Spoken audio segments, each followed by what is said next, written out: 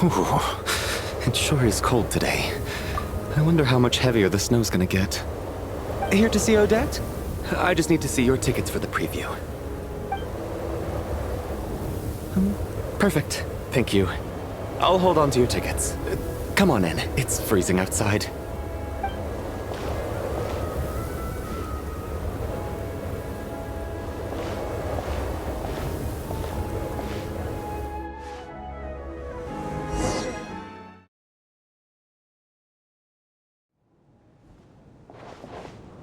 I think I'll leave the Lelek question until after the show's over. Then I'll go find Odette.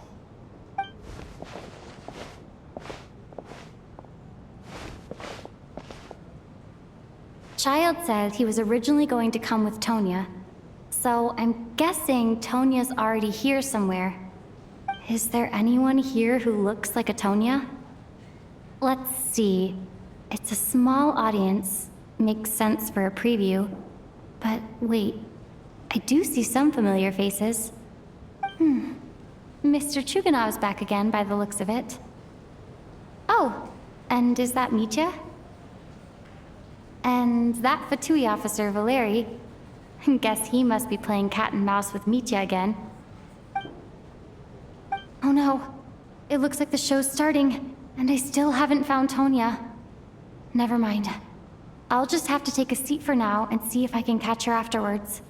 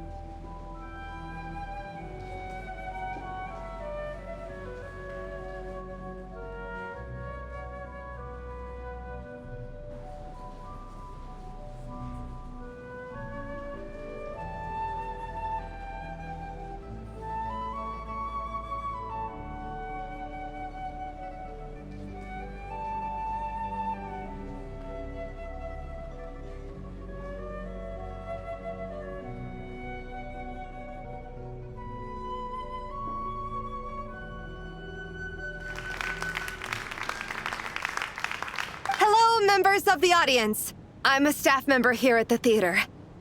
Today's performance was a very special one for us, as it marks the first attempt in a long time to revive the classic Snezhnayan ballet, Spirit Seeker.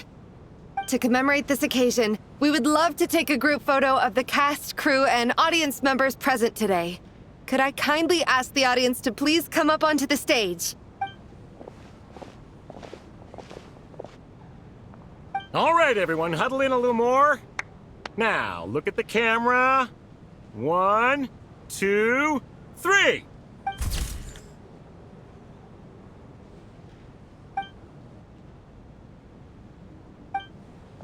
Are you quite satisfied, Mr. Energy Scientist?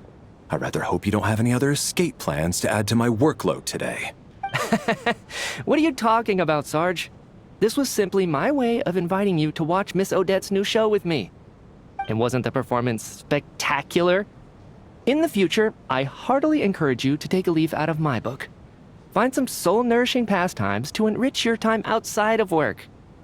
It was indeed a fine performance, but I must correct you on one point. This is not time outside of work. These are working hours. Working hours and non-working hours are just a social construct. Human technology can never advance if we're too rigid in our thinking, Sarge. May we leave now? Already? I mean, I was kinda hoping to soak up the atmosphere for a little longer, but... No. Okay, guess I'm pushing my luck. Didn't seem like too much to ask, but fair enough. Off we go then, Sarge. Back to the land of working hours. Lead the way. That has to be her. She's the only person in the audience around Tonia's age. Excuse me? Are you Tonia? Huh? Your brother's busy today, so I took his ticket. Don't worry about him. He's fine. Oh, okay. Sorry for the trouble. What's wrong? Are you sick? No, I'm fine. It's nothing. Maybe she caught a cold on the way here because of the weather?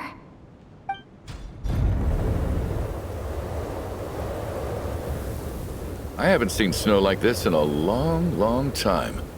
It's most unusual. I know. It's completely white out there. You can barely see a thing. I've never seen such heavy snow in my life. Let's wait it out for now. You'd be lucky not to freeze to death in this weather, let alone find your way. Well, look at that. Maybe we shouldn't be in such a rush to get back after all. What do you think? Let's wait and see. Why do you need to take it so seriously? Fate has given us this wonderful chance to take a break. We owe it to ourselves to make the most of it. Come to think of it, there's a small inn not far from here that always keeps plenty of extra blankets on hand for guests. I know the route well. Shall I head over and borrow a few blankets? That way, anyone in a hurry can wrap up warm for the journey back. Just remember to return them next time you're over this way. Sir, there's really no need to go to all that trouble. Hey, it's no trouble at all. Wait here, I'll be right back. What a kind gentleman. Very good. My wife and daughter are waiting for me at home, so I shall be heading back as soon as I get my blanket. So... Are you expecting us to go back to the Armory Palace wrapped in blankets too? Don't worry about that. I made arrangements in advance. Should I not return to the Armory Palace within 3.5 hours after Operation Showtime begins, an armed squad will be sent to collect us. They will escort us back. You are one of our key military personnel, so any weather-related risks must be eliminated. Operation Showtime?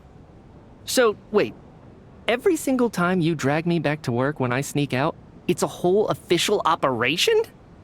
I gotta say, you've really turned this into quite a moral dilemma for me. It's snowing pretty hard out there. I think you should stay here for now. You seem a little under the weather. Sure. My brother might come pick me up in a bit anyway. Time to get to work. I should head backstage and find Odette. I need to look her in the eye and ask her about Lelek. Excuse me, are you looking for someone? Ah, a fan, I'm guessing? Today is just a dress rehearsal, so Miss Odette won't be meeting with fans. She's taking a well-earned rest right now. Sorry, but that area is currently off limits to everyone except the cast and crew. Huh. Bad timing, I guess. Well, I might as well stick around. I doubt Odette will be leaving before the snow lets up in any case.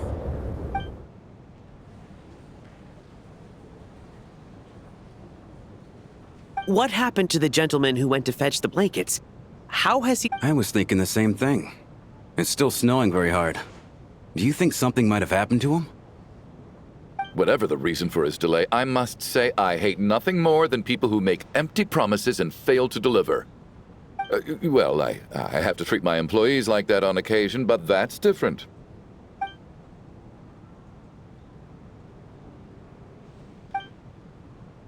You seem anxious, Mr. Valeri. It's been nearly 4 hours since I left the armory. The army should have arrived to extract us by now. They know how much I despise tardiness and disrupted plans. There's simply no reason that they shouldn't have shown up by now, barring exceptional circumstances. Surely a snowstorm like this one counts as such. Few things in this world can stop the Snezhnayan army, Mr. Mitya. And a snowstorm is certainly not one of them. Why don't you go out and take a look? They might be right outside, waiting for your orders before they dare come in. An absurd hypothesis. I have no intention of leaving your side for even a moment until I have escorted you back to the Armory Palace. This doesn't look like an ordinary snowstorm to me. That guy who left earlier. It looked like he just vanished into thin air. Either that, or my eyes were playing tricks on me. A man-eating snowstorm? Come on. Night hasn't even fallen yet. Spare us the ghost stories.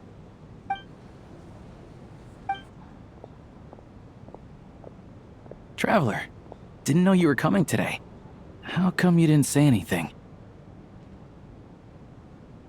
What is it? Something the matter? Tell me, I can help. Whoa, that's quite a snowstorm out there. I've been working backstage this whole time, so I didn't even notice. No wonder the audience hasn't left yet. Huh. Is weather like this rare even in Snezhnaya? Yeah, snow like this. I'm sure I've seen it out in the wild before, but never in the city. Actually, I take that back. I don't think I've seen snow this bad even in the wild. This is something else. It's not normal. If even Alosha thinks snow like this isn't normal... We can't stay cooped up here forever. Someone needs to go out and take a look. No need. I have plenty of experience with snowstorms. Besides, I work here while you're an audience member. I should be the one to do it.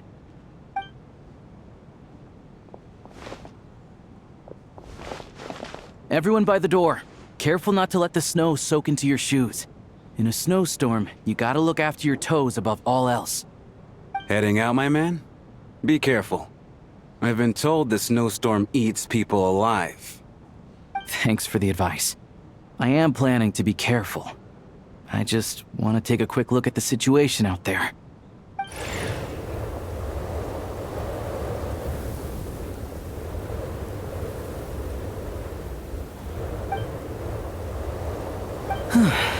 He's back! He's back! How was it? What's going on out there? Did you see any soldiers patrolling the area? Something about this storm isn't right. There's no one out there. I didn't see a single soul. And something in the air gives me the creeps. This isn't your average snowstorm. I suspect it might be related to recent events in our nation. I strongly advise everyone to stay here until the snow dies down. Are you serious? So all of us are trapped here now? That sounds a little far-fetched to me. You want to go outside and see? I, for one, am not risking my neck in that weather. This just turned from a minor delay into a major hassle. We can only hope that our friend who went to fetch the blankets just ditched us and went home. Is it really that bad? But my daughter, I won't be able to read her a bedtime story tonight. Huh? What are you all still doing here? Whoa! It's snowing hard! So now we're stuck here? Oh, this is terrible! Luckily, it was just a dress rehearsal today, so there aren't too many people here. On the bright side, the theater's always well stocked with supplies. If the snow still doesn't let up as we get into the evening, you can spend the night here, everyone. At least, I assume that's all right? Odette? Fine by me. This seems like a sensible backup plan under the circumstances. My thanks to the theater for being so accommodating. What are you staring outside and praying for, my man? You anxious to get home too? Oh, Your Majesty the Tsaritsa, I beg you, please do not let tonight's snowstorm stop. This is a golden opportunity to spend the night under the same roof as the 2 top stars in all of Snezhnaya. It's a once-in-a-lifetime experience. I think I've changed my mind. Sir, if you so much as look at us funny, you'll be seeing stars in a whole other way.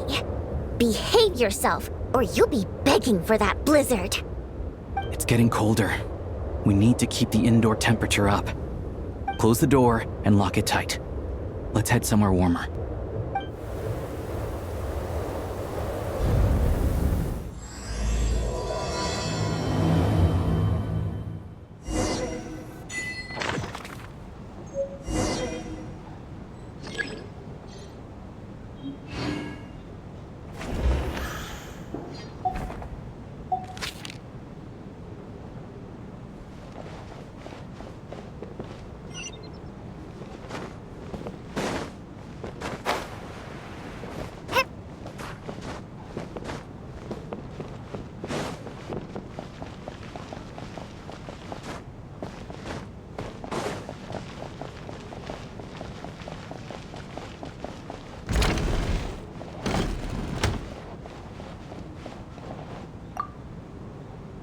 And then there's the aristocrats. Easiest of all to deal with. You don't need to use any force whatsoever. All you have to do is show them the rope you plan to tie them up with. Do you know why? I don't. Do tell. Because nothing horrifies them more than the thought of a cheap, coarse rope leaving creases on their precious million Mora coat. They'll do whatever you ask to avoid that fate. Unexpected, but funny nonetheless. Tell me another one. Well, look at that. I got myself a new listener. Hey there. Let me introduce myself. The name's Shram, and I'm a mercenary. The kind that gets paid to do odd jobs for rich folks. And I am Chuganov, an entrepreneur.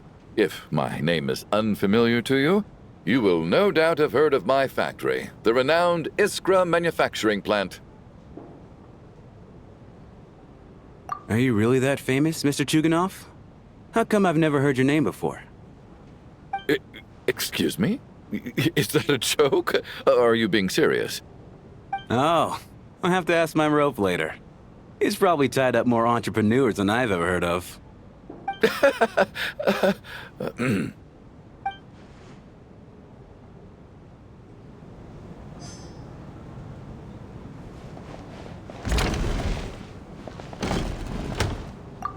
How are you feeling, Tonya? I'm fine. Sorry to worry you. I'm used to it by this point. I take medicine for it. My brother usually helps to get it ready for me. Child must take great care of his sister. He's never mentioned Tonya's illness, though. You know, I actually find this whole thing kind of exciting. Stuck in a strange place thanks to a snowstorm. Having to spend the night with a bunch of interesting characters. Exactly. It's like one of those stories where an ordinary school trip turns into a magical adventure.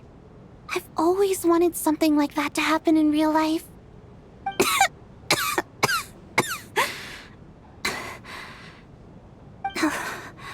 I'm fine, really. Just got a little overexcited. Look after yourself. Otherwise, your brother will come after me.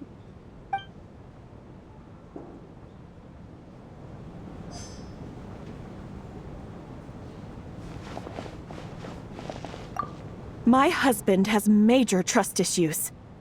To him, I doubt even this snowstorm is a good enough excuse for me to stay out all night. That's the price of marrying into wealth. You'll get used to it. I'm not about to stop you if you want to leave. But don't drag me along. Hello? Can I help you?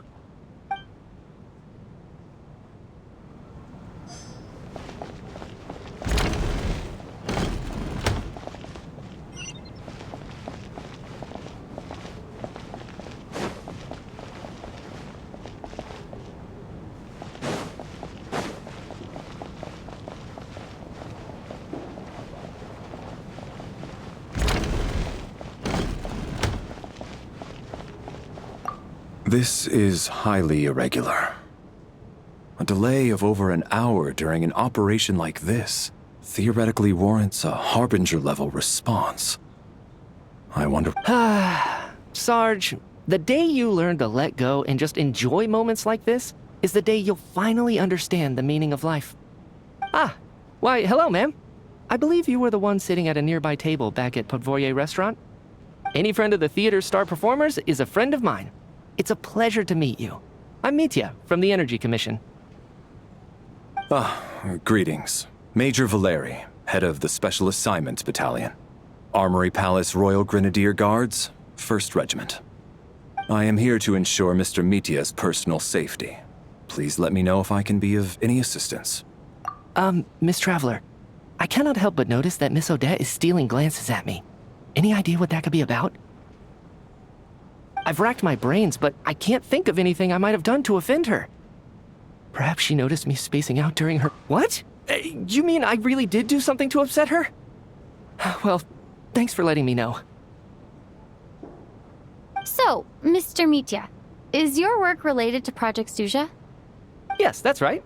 The higher-ups in the Fatui transferred me from the Energy Commission to the Armory Palace because they wanted me to... Really? I can't even talk about that? Pretty sure it counts as part of my private life. All right, I won't say anything. Sorry, Traveler. As you can see, I'm afraid this pleasant chat will have to end here.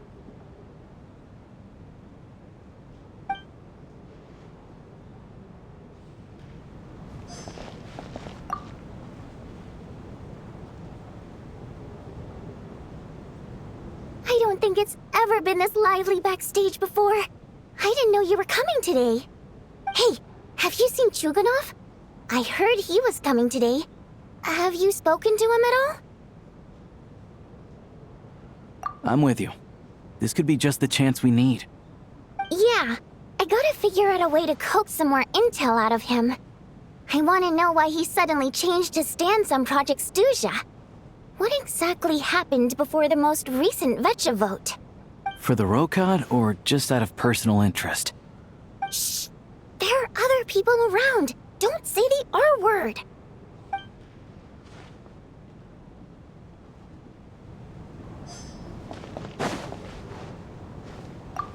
I have to say, even though today was a rehearsal and there were some hiccups along the way, Miss Odette's performance was one of the best I've ever seen, even compared to an actual show. Oh, I couldn't agree more, especially considering the weight of the subject matter. It takes a truly seasoned professional to do justice to a theme. Do you think we were coming on too strong? Odette's ignoring us again. What about you? What did you think of today's performance? Huh. That's actually a more insightful critique than I was expecting. My mother would agree. She's always thought that was my biggest flaw. I'll make sure to save a ticket for you when the show's performance ready. This doesn't seem like the time or place to bring up the subject of Lelek. I need a chance to speak with her in private. So unfair. Talk about double standards. And now it looks like I've been spotted. You know Mitya too? No, I don't. I just have a feeling that he might be dangerous.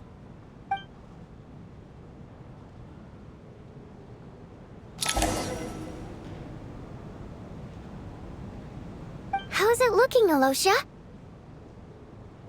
No change from this afternoon. Heavy snow with no sign of slowing down. May I have your attention, please? The storm is unlikely to stop tonight, and it'll be even more dangerous outside at night than it was during the day. We at the theater owe everyone here a duty of care. Therefore, we strongly suggest that you stay on site overnight and avoid going outside unless absolutely necessary. In a few short moments, we'll give you a tour of the theater's various quarters. You can choose to sleep in the VIP room, the office, or backstage. Or on the stage if you'd prefer. We won't mind. I'll pass on sleeping on the stage. What if the snow is stopped by tomorrow morning? The early birds in the audience might think we're part of some experimental new show. A drama about sleeping? That could be fun. Maybe we could come up with a title for the production. Not bad. Clear selling point, at least. Could be a big hit. Anyone who doesn't wish to sleep on the stage, please follow me. I'll show you to the rooms. I guess I'll call it a night. Though, I feel like I won't sleep very well without Paimon here. I'm sure she'll be worried that I haven't made it back yet. But as long as she looks out the window, she'll probably realize what's holding me up. I wonder if she's feeling any better yet? At least she hasn't been getting any worse. Still.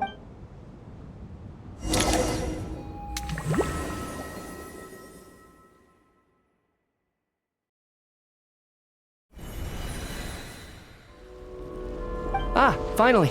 Welcome back to the world of the living, lazy bones. I was about to wake you. The black mist is on. Still waking up, huh? You know, the black mist. It's been chasing us from below ever since we were born. You're just dozy. There's no way you've forgotten. Come on, let's keep heading up. Onwards and upwards is the only way to survive. Don't listen to a word those black mist cultists say. Here we go again. The endless march towards survival. What's going on? That black mist down there is creeping me out. And it's rising. Guess I should head upwards and get away from it. The black mist cultists believe that being swallowed by the black mist leads to everlasting peace. But if you ask me, they're just lying to themselves. We're the only heretics left. The only ones who refuse to give in. We have to keep going. But how do you actually know that they're wrong? Dangerous question there, Torgov. The moment your faith wavers, you start a chain reaction that ends in the collapse of your will. Put the question out of your mind. Stay strong and believe that the black mist means certain death. Okay, but it's not my mind that's the problem. My body's about to give up on me. I can't do this anymore. I've had enough of being forever on the run. What's the— All this will pass eventually, I promise. Keep fighting. It will be worth it. You accuse the Black Mist cultists of being liars. But you're lying too. There is no end to this path. It keeps going up forever. There was never any hope to begin with. The cult of the Black Mist has poisoned your mind, Sobolova. Are you thinking of giving up as well? I am. I think I'll take my chances with the Black Mist over this perpetual torture. As much as I detest the Black Mist cultists, I'm just too weary. Then I bid you both farewell. Let me put my personal opinions aside for a moment and say, fate always appears so impossibly complicated. But at moments like this, its raw simplicity is laid bare. Their fate was sealed from the instant they entertained doubt. From then on, the outcome was both inevitable and irreversible. Let's go.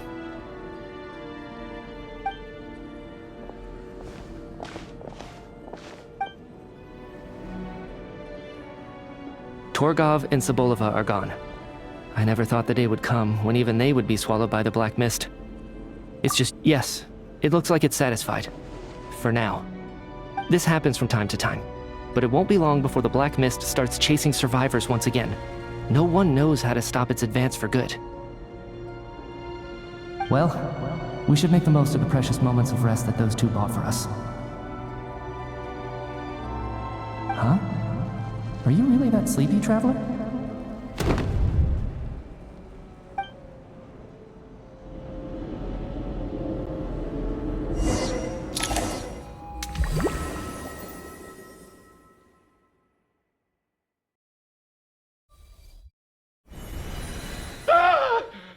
Help! Somebody, come quick! What is it, Chuganov? What's wrong? Huh? Is it morning already? What's all the commotion? Sounds like it's coming from next door. I should check and see what's going on.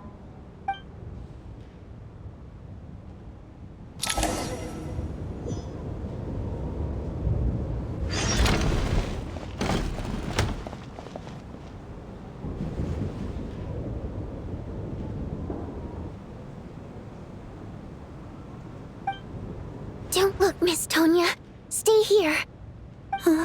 Okay. What happened to them?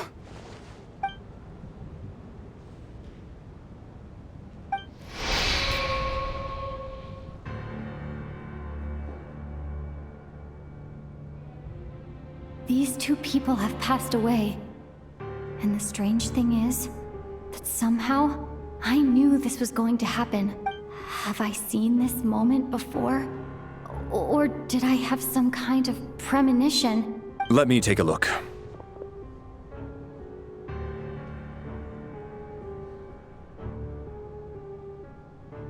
No vital signs in either of them. They're dead. The cause of death, however, remains unclear.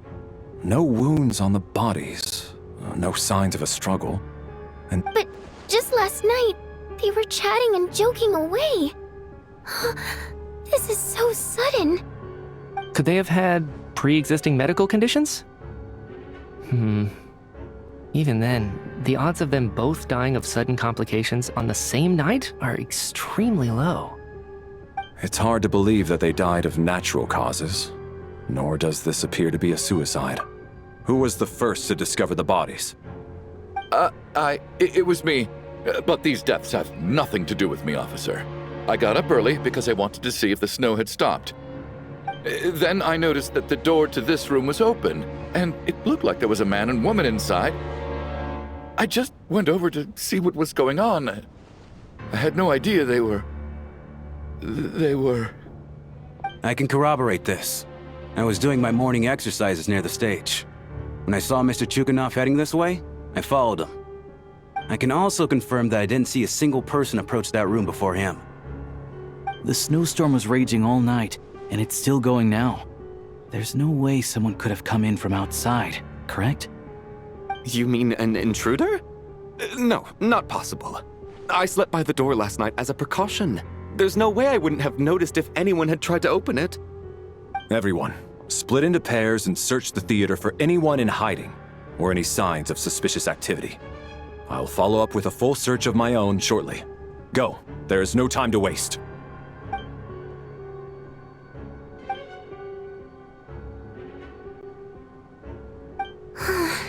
Nothing on your end either? Backstage is clear.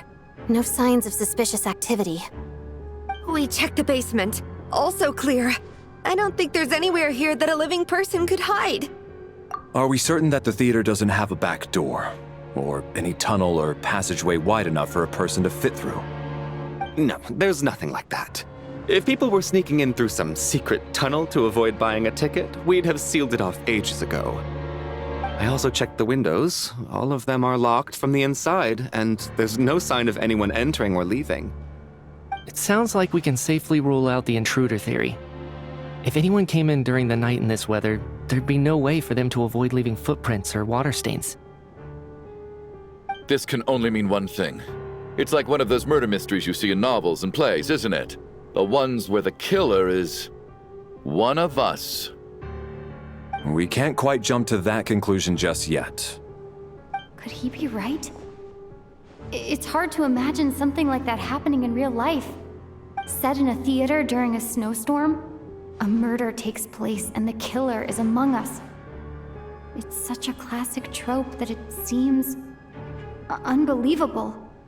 Looking at who the killer targeted, and the clean entry and exit, it all adds up.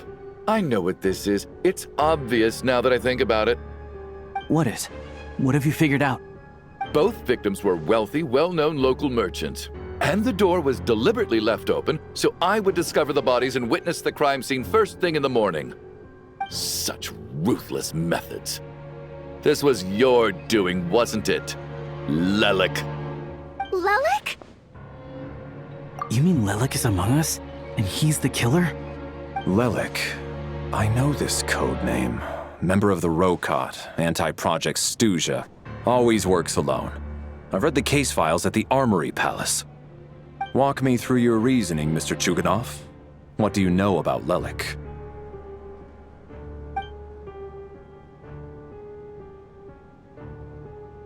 What now, huh? What now, Lelik? What more do you want from me? I already voted against Project Stuja at the Snezhno Gradvecha. You snuck into my house the other day while I was asleep, left a threatening letter, and I did all that you asked.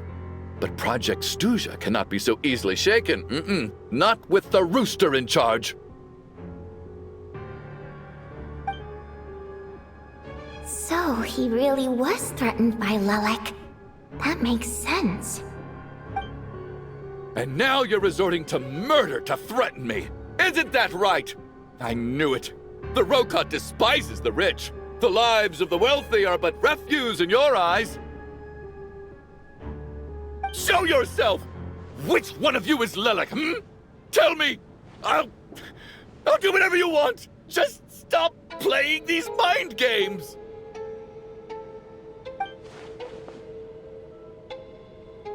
Was this really Lelek's doing? Would Odette really do something like this? If Odette really is Lelek, this seems out of character. But then again, how well do I really know her? I'm probably the only one here with a compelling theory about Lelek's true identity. But if I reveal it now, I'll be putting Odette in the line of fire. What should I do? I don't think it's likely that Lelek killed anyone. At least from the stories I've heard. He's never killed anyone before. And his name has never come up in connection with any murder cases. Besides, even if Lelek did want to threaten you, why resort to such an extreme and roundabout method? It's not his style at all. Vodianitsa doesn't know that Lelek might be Odette, but her assessment is pretty much identical to mine. Miss Vodianitsa, why do you suddenly feel the need to speak in Lelek's defense? Defense? Oh, no, it's just... I'm worried that we're jumping to conclusions here, so I wanted to share my point of view. Also, I don't think the Rokot is as bad as you're making it out to be. Well, if you think I'm so wrong, what's your theory then, Why don't you tell us who the killer is? The case is still evolving, Mr. Chuganov. Please do not prevent others from expressing their opinions so early on in the discussion. Even so, there's no denying that the recent threat received by Mr. Chuganov may well be an important clue. So there's still a good chance that Lelek is right here among us. I can't do this anymore. I don't care if it's still snowing outside. I have to get out of here.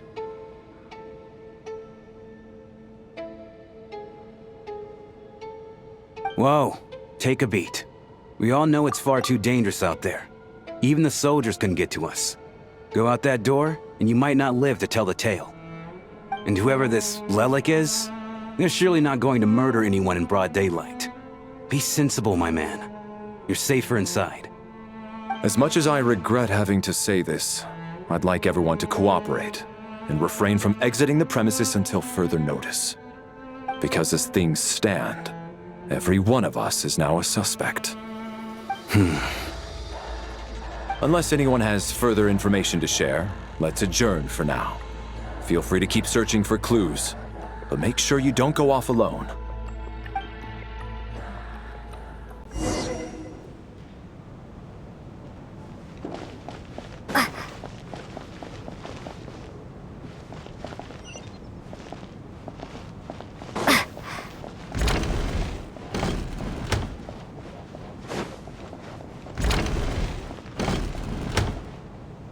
You're right, that was my bad. It was a knee-jerk reaction. I didn't think it through. Luckily, no one suspected my identity. Oh, phew. It's just you. I thought someone was eavesdropping. Since Vodianitsa and I were on the same page earlier, I think I should share my thoughts with the Rokot members first.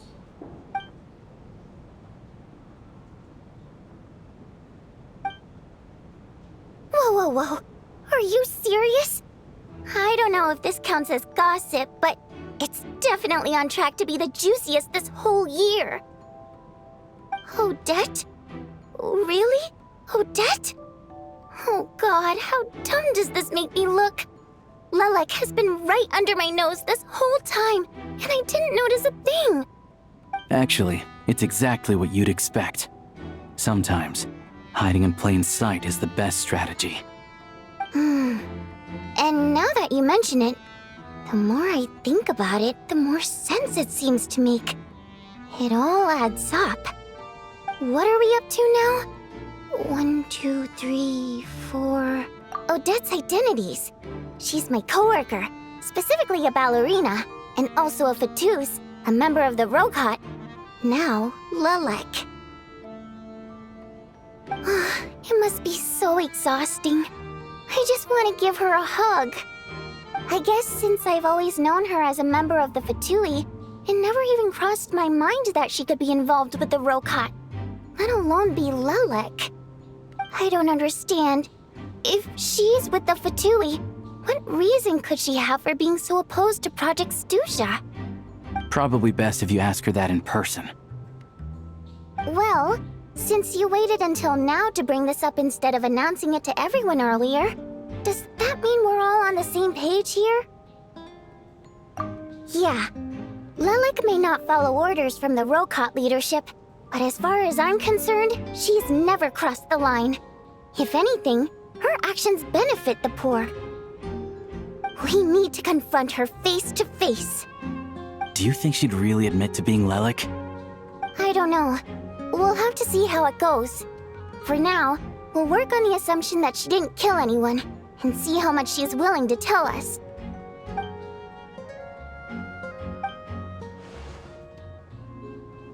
Now's our chance. Odette's alone. Let's go. Hey, Odette! What is it, you guys? Shh! Keep your voice down. We need to talk. So, you're Lelek, aren't you? Alright, fine. You don't have to say anything or explain yourself, just hear me out first. None of us believes you kill innocent people. Whoever murdered those 2 people last night, it wasn't you. The Traveler was the first to figure out your identity, but she kept quiet during the discussion just now. Still, it's clear where the group consensus is heading. Everyone believes Lelek is the culprit. If your identity is exposed, you'll be in a really bad spot. We're your colleagues, and we know what kind of person you are. I don't want anything bad to happen to you. So, can you clue us in? Tell us everything. The more we know, the more easily we'll be able to cover for you. Alright. Yes, I'm Lelek. And no, I'm not the murderer. And thanks, but I don't need you to cover for me. Actually, I'm planning to reveal my identity. Huh? You're gonna reveal that you're Lelek? Here? That's right. I'll admit I was surprised at first when Chuganov guessed that I was here. It was just a lucky guess, but it caught me off guard. But after taking some time to assess the situation and confirm where everyone stands, I don't believe I have anything to worry about. Are you sure you don't need a second opinion? Given the circumstances. Mr. Valeri! What?!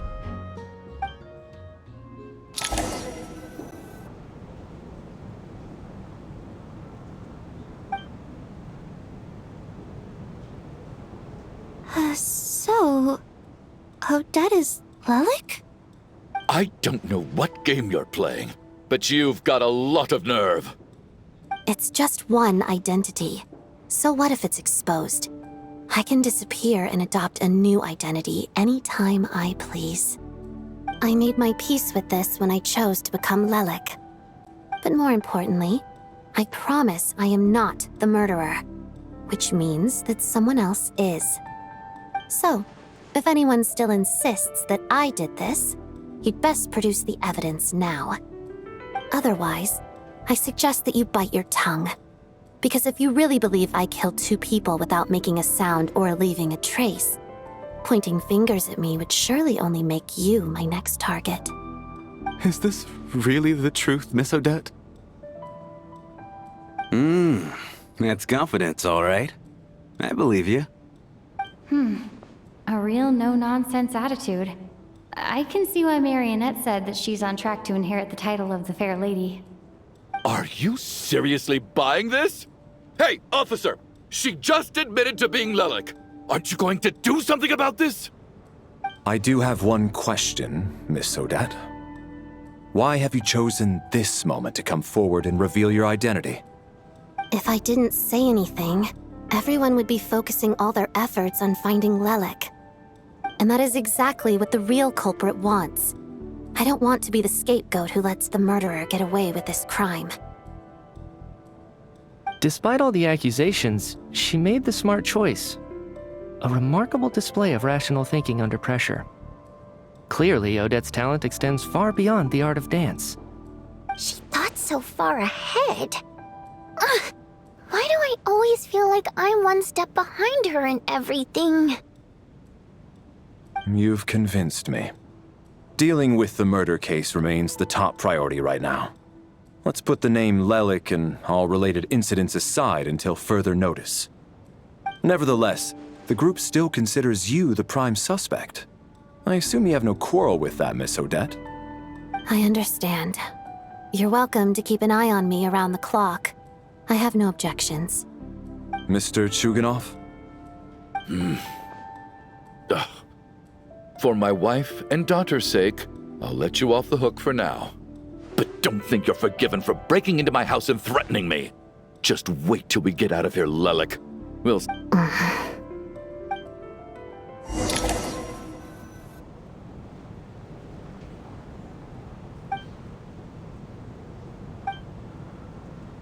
Good work, Lelik guard team. And Lelik too. Here, have some hot water. Turns out Valeri knew about my exploits, so now I've been told I have to guard Lelik with him. Shouldn't you be facing my way if you're guarding me? At the moment, it looks more like you're my bodyguards. If the true culprit is indeed still at large, as you have claimed, we must keep our guard up against them also. Don't worry, Tonya. We'll get through this. Once the snow stops, the officials will step in. The investigation will get easier, and then we'll be safe. But once the snow stops, won't everyone just leave? You're gonna miss us, huh? Well, some of us work at the theaters, so we'll still be here. I'll even give you a special backstage pass. Really, Miss Vodyanitsa? That's awesome! You've made a fan for life. Aw, you're so cute, Tonya. All right, let's swear to it. I promise to give you the pass, and you promise to never change your mind about being my fan. Promise. Don't indulge her, Tonya. You don't have to swear an oath over things like that. You really do get carried away sometimes, don't you, Miss Vodyanitsa? Hey, mind your own business.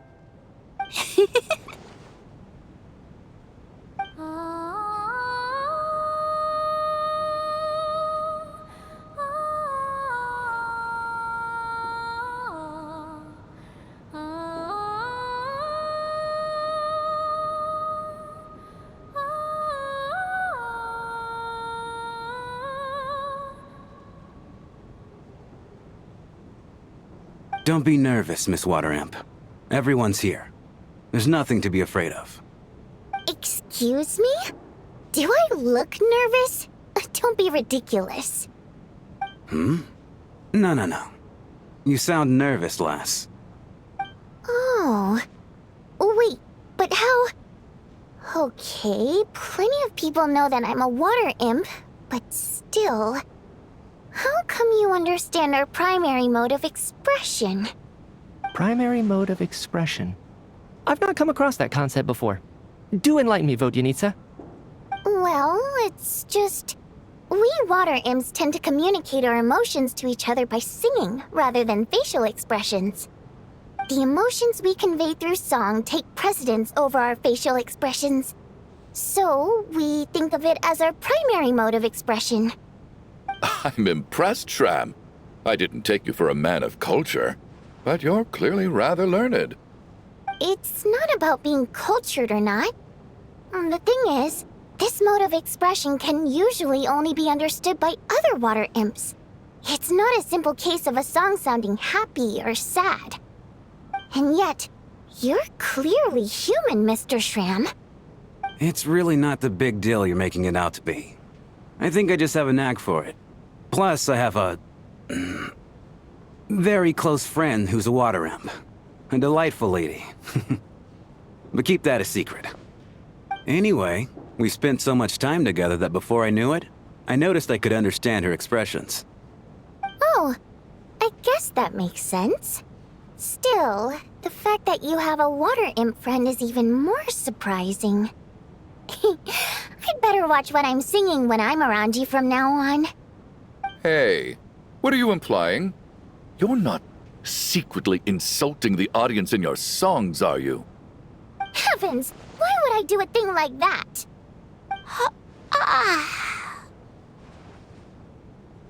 It's getting late. We should discuss our sleeping arrangements for tonight. It's a guard against the killer. Someone needs to keep watch. I suggest that we don't sleep in separate quarters tonight. It will be safer if we all stay together. As long as someone keeps an eye on Lelik, I'm quite sure we won't have any trouble. Are you saying that you wish to bet your life on Miss Odette being the killer? Nonsense. Of course not. Then I propose the following arrangement for tonight.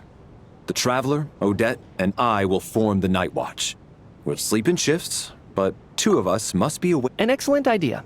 This allows us to handle the night watch while also keeping an eye on Lelik. Meanwhile, the rule of taking shifts in pairs resolves the other issue. Namely that we can't necessarily trust the Traveler or Valeri either. I expect that plan took you quite some time to come up with, didn't it? Actually, our field combat manual outlines a similar approach. Although the scenario there involves guarding prisoners overnight during field operations. That being said, I must clarify that I harbor no disrespect towards you personally, Miss Odette. In fact, Lelik's numerous covert operations make fine textbook examples for military agents. I care less about respect and more about the fact that you just robbed me of 2/3 of my sleep tonight. I'm calling dibs on being the first to rest. Good night.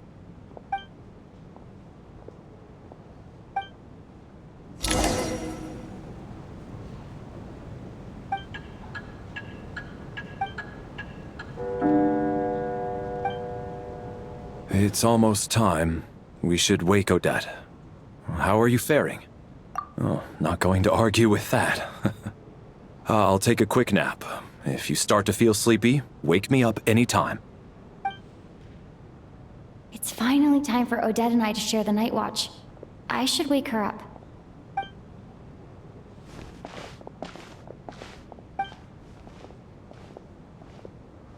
I came here to get information from her in the first place. Maybe I should think about what questions I want to ask before she wakes up. How long are you gonna keep staring at me? Couldn't sleep. My mind's been running haywire. Plus, there's something I've been meaning to talk to you about. I had a hunch that you wanted a conversation too. Let's take this chance to clear the air, shall we? I just had a simple question for you, really. It's, Rosaline. In her final moments, did she have any last words or anything? I see. Well, that was all. I have no other questions. No. She was utterly ruthless in pursuing her goals. That kind of person should be hard to miss. And yet, even though I never approved of her methods, and she was an abrasive person, the fact remains that I am indebted to her. Oh, she told you. I guess that makes sense. Yes. Rosaline wasn't the kind to gossip about this sort of thing. Not when I was a child. I had to join the Fatui for the sake of my mother and me. I trained under Rosaline. It was extremely grueling, and it didn't exactly come naturally to me. All I could do was try to ignore the biting cold and I was a newcomer who'd managed to make a good first impression on a harbinger. There was pressure to live up to her expectations. Every day was a struggle against the cold, pain, and fatigue. And most nights, I struggled to fall asleep. After enduring all that, I've become almost immune to the sensation of pain. I suppose that was the cost of survival. Surely, any child who had to experience that would grow to hate her lot in life. So, I put an equal amount of effort into my ballet. Because in my young mind, that was the only way to defy my fate. It was my way of telling her, the Fatui's demands and your expectations of me are not what I wish for. One day, I will leave. I think she probably blamed my poor performance in training on my passion for ballet. She knew my heart wasn't in it. One time, when I was secretly practicing a dance at night, she suddenly showed up. I knew she was there to catch me red-handed. I told her, "You don't deserve to watch the dance I learned from my mother." She looked stunned. I guess she was surprised that I lashed out first, before she had the chance. But strangely enough, on that occasion, she wasn't fierce with me like she was during training. Instead, she fell silent for a moment, and then left. After that, she never interfered with my dancing or asked me how it was going. She never came to watch me dance again either. She was. But even now, whenever I take out this core ignis, I can't help but think of that night. Of the look on her face. Sort of. Although gift might be too kind a term. This is her flame sealed within ice. A symbol of her favor, yes, but also our way of keeping an eye on people. She knew the location of every piece of core ignis. If any recipient started acting suspiciously, she'd be on to them immediately. So, when news of Rosaline's death reached Snezhnaya, many people immediately crushed their core ignis. It gave them a profound sense of relief, like they'd broken free from her shackles. But I kept mine. With my sensitivity to pain being as dull as it is, the warmth from this core ignis is one of the few things I can still feel clearly. I still wonder, did she really come to stop me that night? I wasn't sure, but I was scared, so I said some really awful things. I guess she didn't leave anything behind. Not that I expected her to. It's fine. It's just a bit of a shame that we couldn't settle our differences before the... She did. Are you sure she was talking about this event? No, she didn't. I didn't even find out that she'd gone to Mondstadt until a while after she'd left. Wait, in that case... Okay, I will. Thanks for letting me know. There's something I'm trying to figure out. I'm beginning to suspect that Paimon's mystery illness is being caused by the energy research behind Project Stuja. Paimon's very important to me, so I have to get to the bottom of this. I figured that since you're Lelek, you might know something about all this. The ultimate goal of this energy experiment is to create a weapon for the final battle.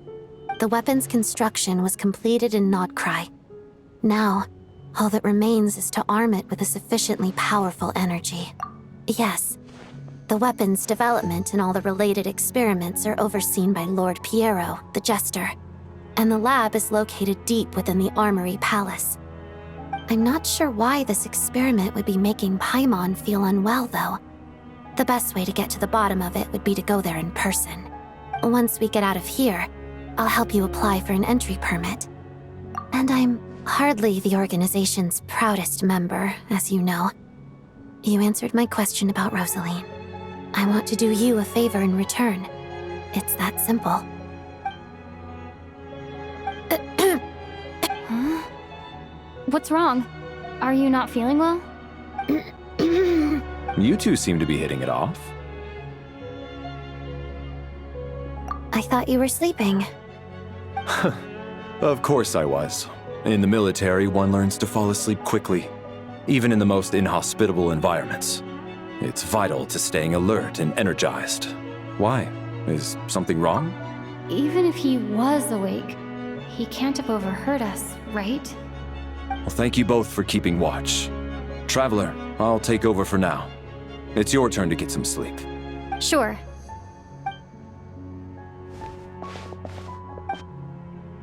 This is our second night here, but at least I found out a little more about Paimon's condition. I hope she's been sleeping well the past couple of days. Huh. Why do I feel like I'm being watched? Seriously?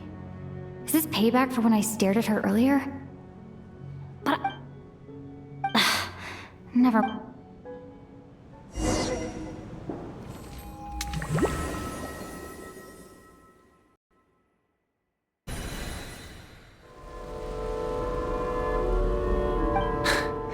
Hey, what are you spacing out for? Are you reaching your limit too? How long have we been walking for? Do you remember? Time's lost all meaning. Ever since... A star key? Or key star? Anyway, the person who named it was swallowed by the black mist. Whatever it's called. Ever since we noticed it, But it seems like no matter how far we walk... Well, we've come this far. You never know.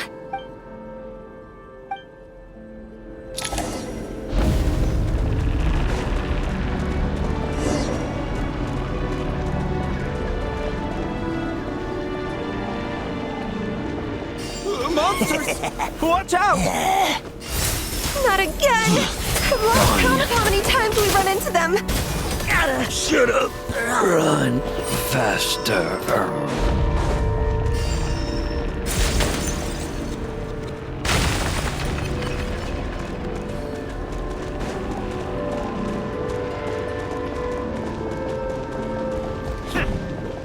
Here they come again! Get ready! You wanna fight? Let's go! Gotcha! Gotta...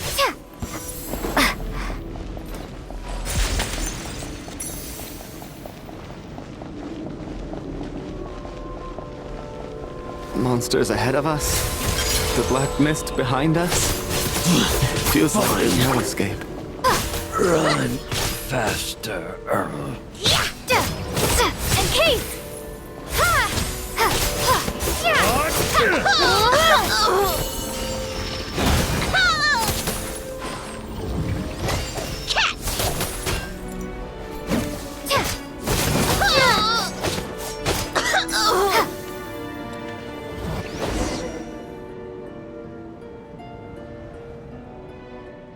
Are you hurt, Coolish? No. I'm fine. It's just...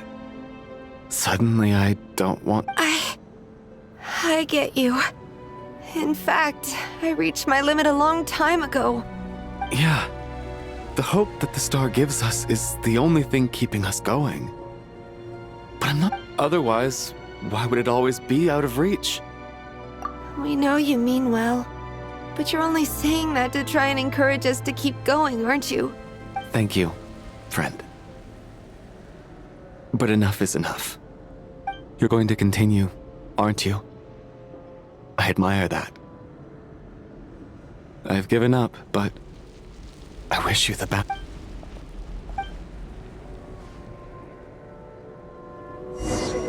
It's not an illusion.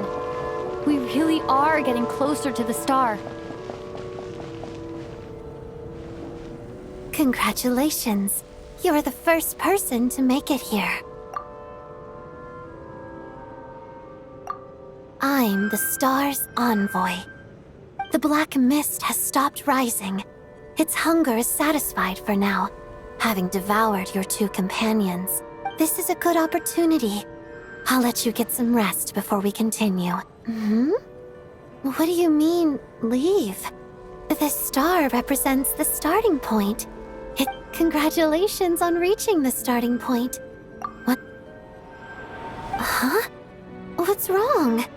Hey, don't give up before the journey's even begun.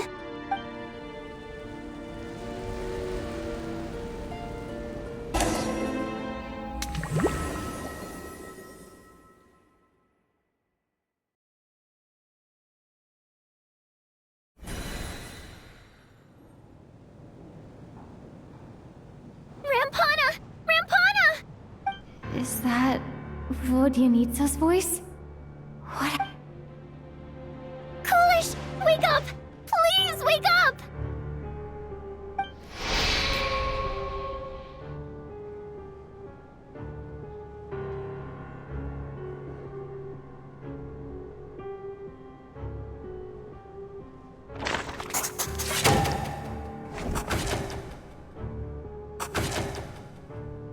The situation is identical to that of the 2 casualties yesterday. At least there are some elements that we can rule out this time. They slept on the stage with everyone else, so I suppose the surrounding environment can't be a relevant variable. Rampana. Coolish. Weren't some of us keeping watch last night? 3 of us, in fact. I'm as confused as you are. Certainly nothing unusual happened on my watch. Likewise, and from what I've observed so far, both Miss Odette and the Traveler can be trusted. To be honest, I didn't get a wink of sleep last night. I couldn't help but think I heard the Traveler and Lelik chatting, but otherwise I don't recall hearing any commotion during the night. Me too. I didn't want to wake everyone up, so I was concentrating hard, trying not to cough. Then, what could possibly be causing this? Once was bad enough. I can't believe it happened again. I worked closely with Rampana and Coolish for so long. I never imagined that one day they'd... And on this stage of all places... Vodyanitsa. 4 victims in just 2 days, and we still don't have a single lead. I need to get to the bottom of this as soon as possible. And above all, keep Tonya safe. I'd never... Still snowing? Yes, I just checked. Still no sign of anyone outside. So we only have ourselves to rely on. If you ask me, this killer can clearly strike whenever they please. The Night Watch. Lelik must be an expert in poisoning. Clearly. Here we go again. Listen, I was already thinking to myself last night, was Lelik's reason for revealing her identity the real story? Well, now I have my answer. She's been playing us for fools. You get off on this, don't you? Revealing your identity? Only... That's a hideous thought. One that only a hideous mind like you... How dare... That's enough! Yesterday, you named Lelik as a suspect because the victims were both wealthy merchants. Lelik might have had a motive then. But today's victims were just ordinary people. Not to mention that they were colleagues of Odette and mine. What reason would she have to murder them? Let me guess. Just to scare you? Who knows? Maybe you don't know her as well as you think.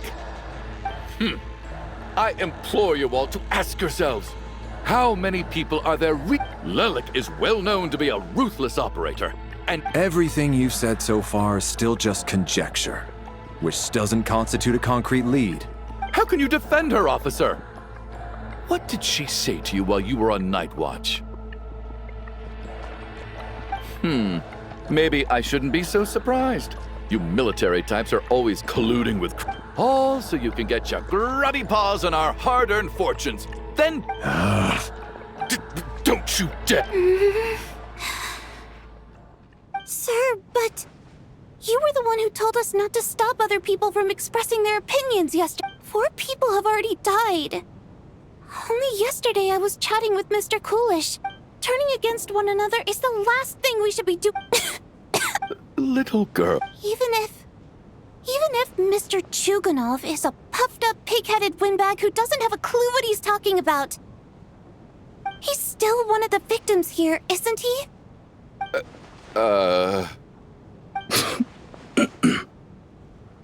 Quite. I had no intention of resorting to violence. But you're right, Miss Tonya. I ought not prevent him from speaking his mind. In any case, I believe Mr. Chuganov has calmed down a little now. We may resume our discussion. I don't think there's any need for that. What is there to discuss? Nothing about this situation is normal. Did you have an idea, Mitya? You're the brainiac here, right? Come on, clue us in. I've been mulling something over. All the leads we have so far concern things from outside the theater. Miss Odette's alter ego, the threats Mr. Chuganov received, but then there's the 2 double murder crime scenes themselves, which have given us absolutely nothing to go on whatsoever. So what are you suggesting? I think this could be a supernatural event. It isn't characteristic of human-on-human homicide. Correct me if I'm wrong, but aren't you supposed to be a scientist? That doesn't sound... I got into scientific research because of my insatiable curiosity. But if the present situation defies all known scientific explanations, I don't mind shifting my curiosity toward the paranormal. Now that you mention it, I remember when I first came to the theater. Haunted? Yeah, I think I heard the same thing. But I mean, they're only rumors, right? Well, this has taken an unexpected turn. A haunted theater? Why don't we take this opportunity to look for clues again with a more open mind? Maybe a different perspective will help us see something different. Very well. Whether it's criminals or ghosts we're looking for, the same rules apply. Everyone needs to tread carefully. I'll move the bodies into the same room for now.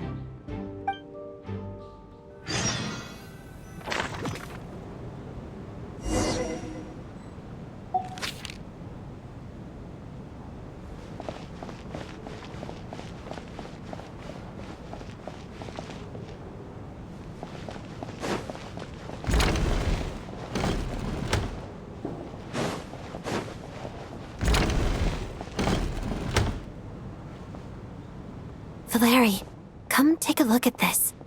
You too, Traveler. Some sort of notebook. What is it for? It's the on-duty logbook for the theater. Kulish was the main person to use it.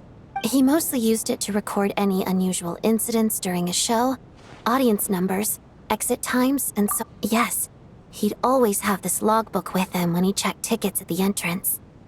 This should confirm a lot of key details about the recent show. Yes. The number of people. I've checked and double-checked, but the numbers... Apparently, we have an extra person among us. Are we certain that logbook is accurate? Could someone have sneaked in without buying a ticket or something? Unlikely. Kulish took his duties very seriously. I've rarely seen any errors in his work. Not to mention that this was a dress rehearsal, meaning smaller audience numbers and tighter ticket restrictions than usual. We no longer have our tickets with us, do we? They got collected on entry. Unfortunately not. The theater recycles tickets. Once people are in the door, they don't tend to leave until the show ends. Still, I'm inclined to believe that this discrepancy in the head count is significant somehow. Did an extra person just materialize out of thin air?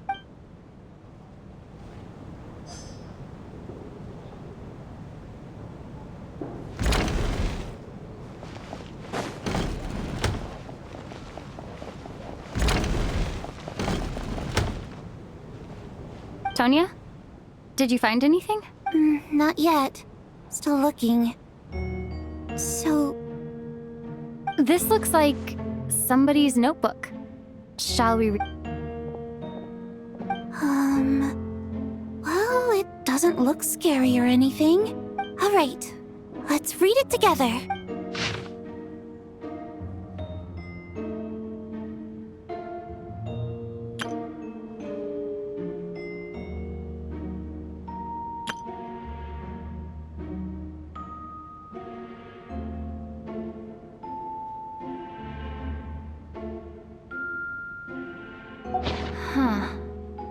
This has to be Vodyanitsa's writing, surely.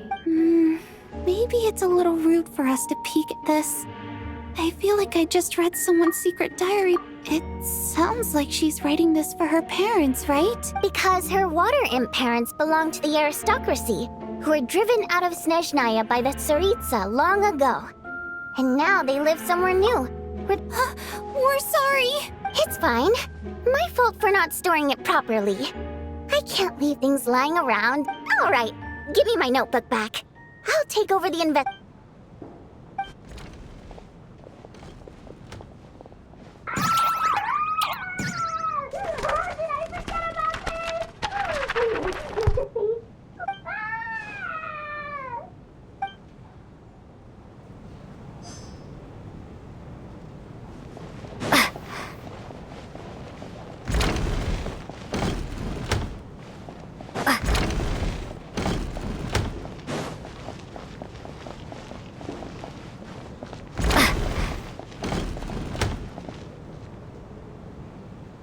Ah, Traveler.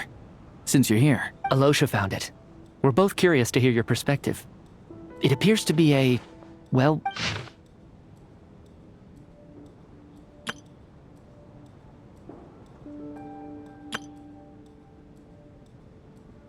An investigation report, huh? Looks quite The theater manager must have hired an investigator once specifically to look into this issue. Presumably, the manager wanted to know if the supposed haunting was dangerous while also being... Anyway, the bottom line is, the haunting is actually real after all. Leyline problems are pretty unexceptional to me by this point. It's hard to imagine what connection it could have. Some of the language that appears at the very end of the report, my area of research doesn't touch on any of that, so it's completely outside... huh? A piece of paper just fell out from the report. It landed right by your feet.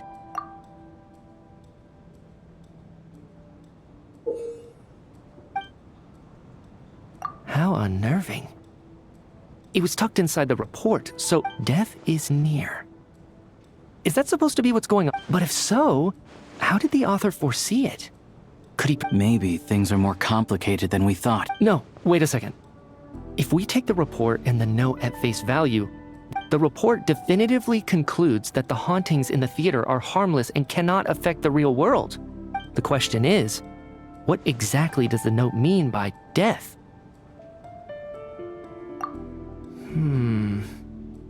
The various ways we...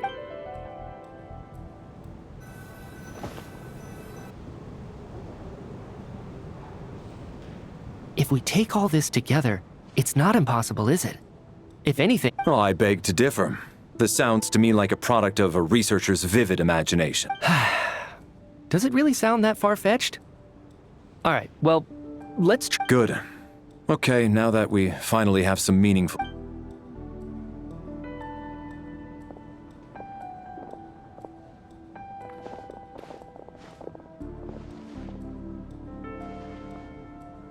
So, that's about everything we've done. I'll share my theory first. Based on what we've learned from the logbook, if the killer had simply bought a ticket, it would have greatly increased the risk. I expect he or she either hid in the theater ahead of time, or found a way to slip past. What about the note found in the investigation report? Any thoughts on how... The killer may have simply planted it there as some sort of sick joke. I've seen my fair share. So, it has nothing to do with the haunting of the theater? This theory makes sense to me. If we have an audience member unaccounted for, chances are... Could it really be that simple? So, in other words, all we have to do is find out who got in here without... Then let me make one thing clear. All the theater staff should be well aware that I came here for the... It's true. I hear you used every trick in the book to get a hold of that ticket, too. I most certainly did not degrade my... Probably a stupid question, but I might as well ask. Did anyone here get in without... Guess it was naive of me to expect them to just admit... Especially after the unprompted Lelic reveal. Once was already...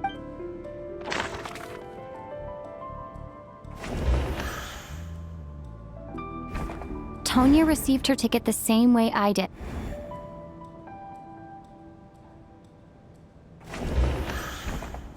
I don't believe any of us here knew Shram before all this. If no one can... Mr. Schramm, did you really go through the ticket inspection to get in here? Huh? Me? Why am I being singled out, my friend? Do I seem that suspicious? It's not that you stand out as suspicious.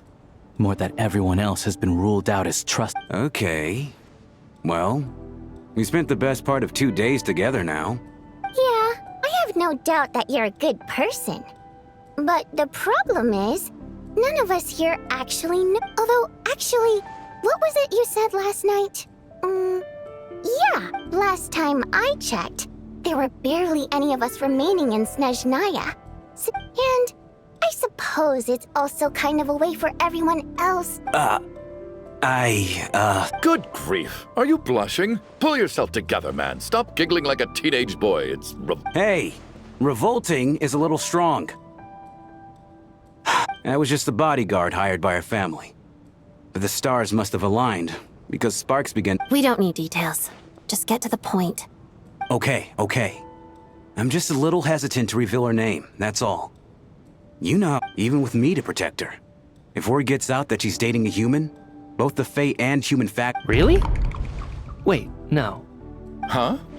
Schramm, what the devil are you talking? Why is everyone looking at me like that? Surely you can understand where I'm coming— Delicate times?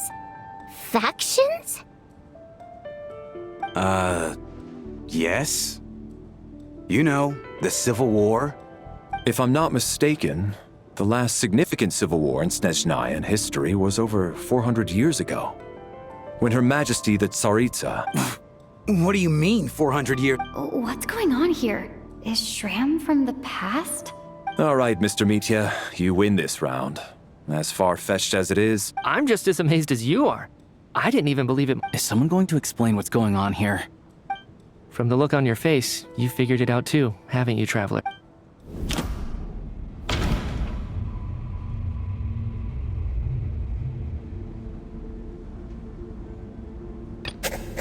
That seems to be the case.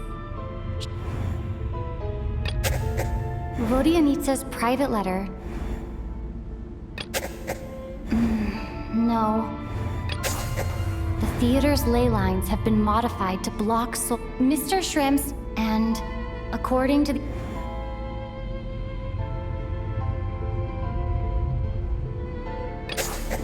For some unknown reason, the soul that has been— Yeah, that must be the immediate reason.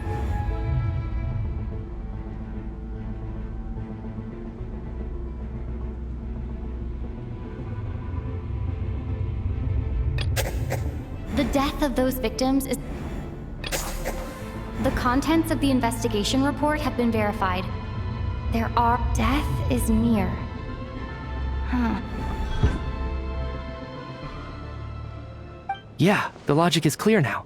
The investigation report said that there would be souls. Mr. Schramm must be one such soul who died in the theater a long time ago.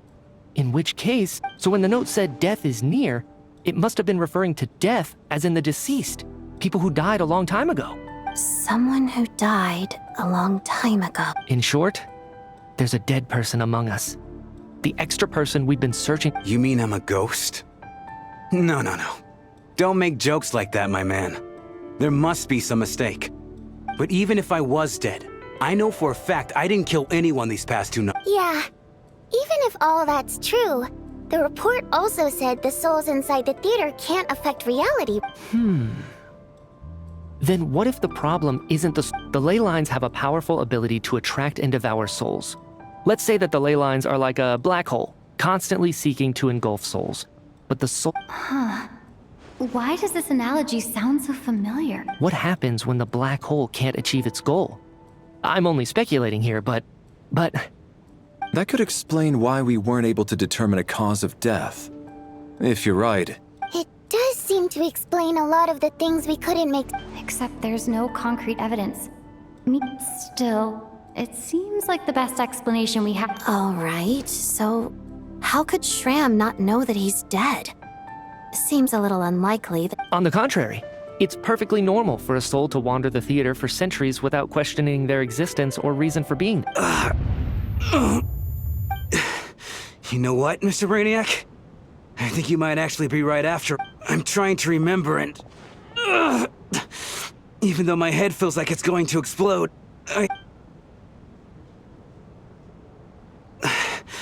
I was the one who didn't want to remember my own death.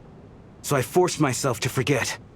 Well, I'm sure those are painful memories. My lady and I snuck out to go on a date one day. We bought tickets for the theater. It wasn't really my thing, but I was just happy to be together. All of a sudden, a group of people burst into the theater, shouting for all the water imps to get out, performers and audience members included. It was clear the conflict between humans and Fae had reached a boiling point. This time, the extremists were even coming after the water imps who had nothing to do. I thought I could pull one over on them. So I took off my jacket, draped it over my lady, and tried to sneak out amid the chaos. But I got caught. They started shouting, calling me a traitor to humanity. But I was going to do whatever it took to buy our chance to escape, no matter how many people stood in my way. I had to, both as their bodyguard and out of love. It's all right, friend. You can stop there if you want. You don't need to dig all that up again. It's just... Even now, I'm still struggling to accept the truth. How could I be dead? I'm sorry, everyone. If I'd known I was a dead man walking, I wouldn't have dragged you down with me. If I'm the cause of all this death, then punish me however you see fit. But, Mr. Shrimp... No. I refuse to be a burden. I know what I have to do. I guess it's high time I got a breath of fresh air. Out there, I mean. I'll leave this place. Mr. Schramm, I'm sure we can figure out a different course. My good sir, we both know I'm not supposed to be here. I should have accepted my death long ago. No, I'm speaking on a personal level this time. Let it go, man. Oh, wait. One last thing. Miss Water Imp. My lover. Ozarova. Oh, Auntie Ozarova. That's what we all called her. I remember her as a very kind elder. She had a bunch of kids, too. I'm so glad she survived. And she had lots of kids?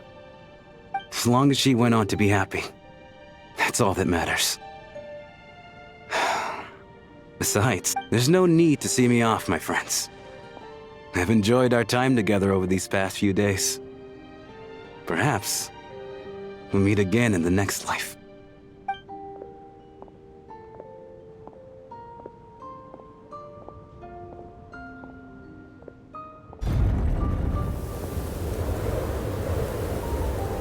Take care, my man.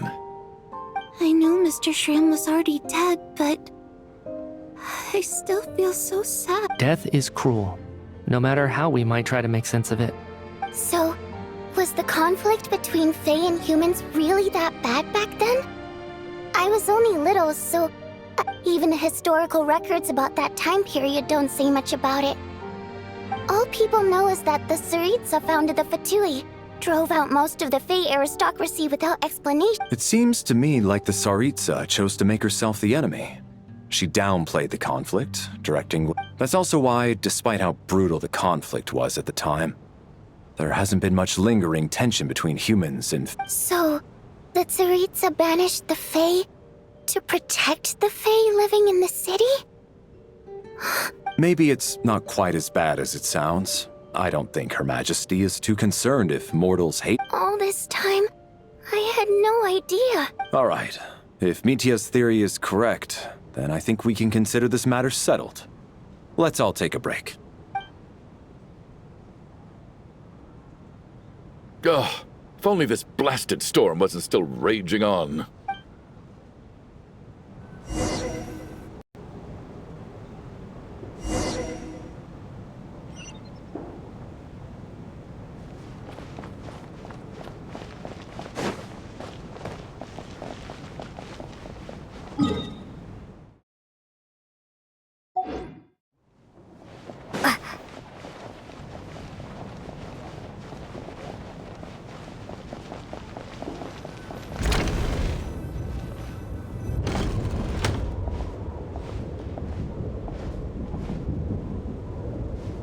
Looks like now we can just rest until the snowstorm. I still can't believe Shram turned out to be a ghost who'd been in the theater for... Knock, knock. Hmm? Knock, knock. You know the door isn't closed, right? You don't have to knock. Think of it as a signal then. When I'm entering someone else's room and I knock, I'm here as Odette. If I don't knock, it's Lelik. Thanks. So, why did you come to find me? Is there something I can help with? Vodyanitsa said you knew about my secret identity, but when everyone was discussing who Lelik could be, you were worried that Yes, I'm extremely grateful. It's nothing. I mean, you didn't hold what happened with Senora against me, so... Actually, there's something else as well. I found my... So I thought I'd come and ask you for advice. It's about Mitya. Before all of this, the last time I saw him, he was dead. As I'm sure you know, my goal as Lelik was to stop projects. Well, when I found out the tech lead for the experiment behind Project Stuja was Mitya, I immediately started planning to track him down and I often saw him around the theater, but I soon concluded that making my move there would risk it. So I decided to infiltrate the Armory Palace and go directly to his lab. Well, I suppose there was a bit of luck involved, but I am a Fatus. But when I finally made it to his lab, Mitya seemed to be... I checked his breathing and his pulse. He had no vital sign. I thought maybe another anti-Project Stuja activist had beaten me to it. That's why you were so on guard around Mitya that first night here. Yes. When I saw him sitting in the audience during the performance, I could barely contain the shock. To me, it was a miracle.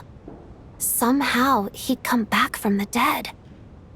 But then, the murder that is, until Mitya himself said there must be a dead person among us. And yet... You thought that bringing it up right away would sink... Exactly. I thought there could be something I was missing. Besides, we soon figured out that Mr. Shram was a ghost. And we knew... But now it seems like there's another candidate. I understand why you kept it to yourself. There was so much information being thrown around during the... So, what do you think we should do? Let me confirm one thing first. When was it that... Around a week ago. Sometime in the afternoon. A week ago? That's earlier than I thought. I saw him just a few days ago at a... He seemed completely normal to me. Chatting with Vodyanitsa... So he was definitely alive on that day. Huh. Here's a thought. The reason we even suspected a dead person could be among us, but Mitya's death happened inside the Armory Palace. You're right. I guess he doesn't fit the profile. I think the chances of it being him are very low. Surely... Unless what? Unless he really did come back from the dead. You're right. Do you think we need to disclose this to the... Huh, what's this? A private meet and greet? Where do I line up? That's not what's... Well, I was just making the rounds.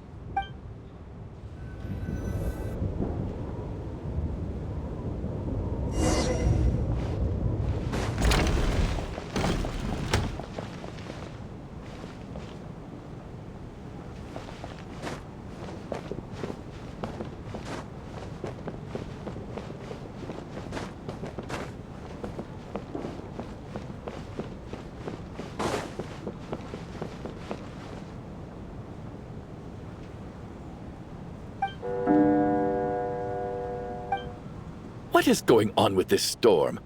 Could it be I almost hope it is. Her Majesty the... Do you think people still feel the cold after they die? Death itself is cold, isn't it? Well, I hope he has a safe journey. I'm going to miss him. Thinking back on it, we barely made it out alive ourselves. Once we get out of here, how are we going to explain what happened to their family? Are you okay? Here, take this. I've never used it.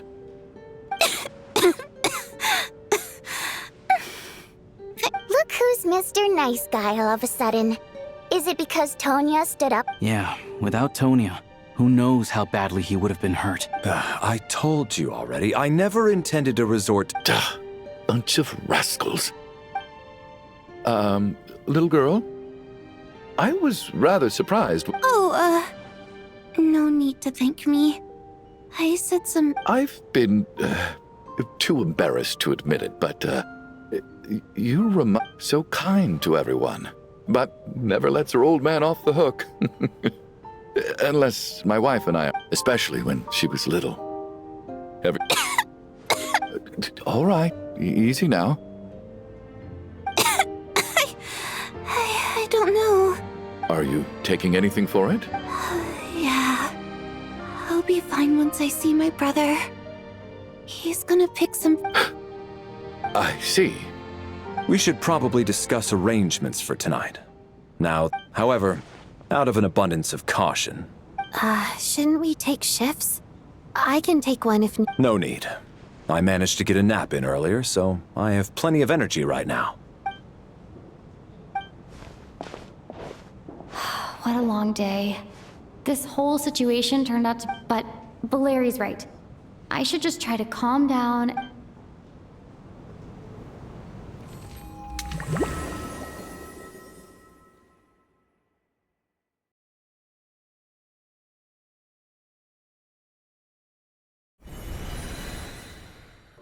She's awake. If you must call me something, call me Mr. Door. The Black... Are you all right? Can you walk? We just got it. He just seemed to come out of nowhere. Not much of a talker, but... Curses! The Black Mist is catching up to us. Mr. Door, I don't believe I've ever seen you around here before. Why is that? There's no need to try to get to know me. I'm just Mr. Mr. Door! Looking for trouble! Quick, get rid of them!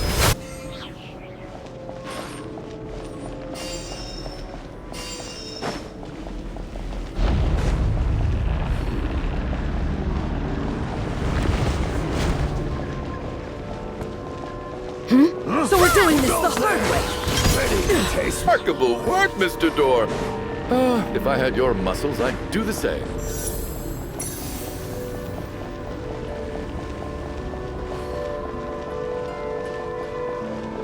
Are none of these doors the one you're looking for? No.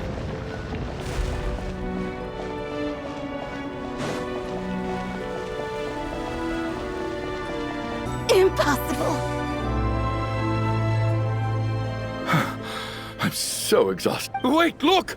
There's more monsters down there. Are they coming from within the Black Mist? No, no! They're gaining on us! Quick! Mr. Door, what are you doing? We need to get out. Found it. This is my door. What? You mean you're going to stay? I am a door. This is where my duty lies. No! You saved us. We can't leave you behind. You must keep going. A door can only keep things out for so long. But... Oh, you're right. Let's go. We can't let Mr. Door's sacrifice...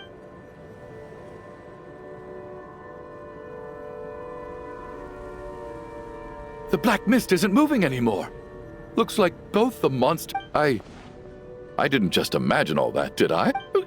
Surely I wasn't so scared out of my mind that I... Oh, okay, good. There's no way we both hallucinated this. Getting sleepy? Well, looks like...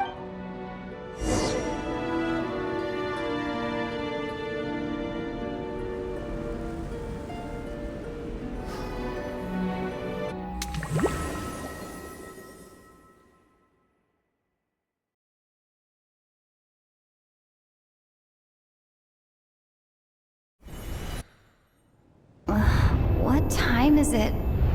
Oh, I guess everyone's still asleep. These past... Valeri?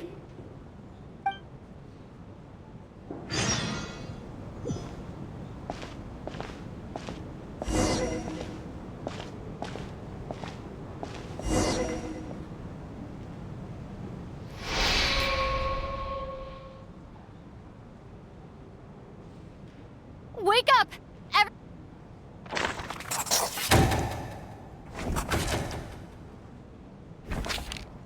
Just like the last 2 nights. No clear cause of... I've been a real thorn in your side, but for me, life will be all the duller for not having... How's Tonya? I just checked on her, and it doesn't seem like anything serious.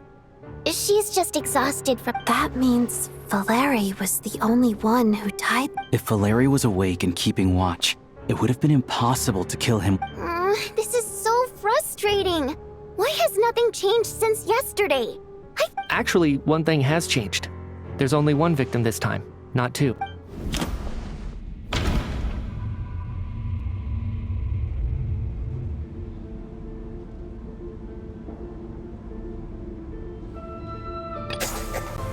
After the deceased Shram left, it's a reason... Oh. The number of people who die each night is... Exactly. We identified Mr. Shram, and the night after he... By that logic, there must be one more dead person left among... Another one? But there was only one person unaccounted for in... Having an extra person was definitely a cause for alarm. But being one person short isn't nearly as unusual. One more dead person among us. If Mitya's theory is right, then it's just... At the time, we had no reason... If only we take... I'm sorry. This is my fault. I had information. I'm partly to blame as well. I was too... What is this about? What have you two been getting up... Sounds like there's some big news you've been keeping from the rest of us.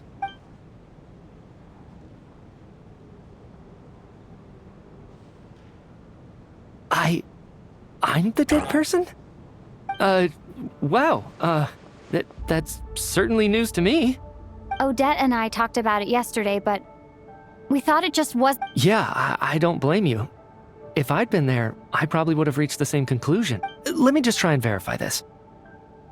I just scoured, but I honestly have no recollection of dying. That's where... Having seen Mr. Mitya a few days ago, my... Well, if it isn't Mitya, then who?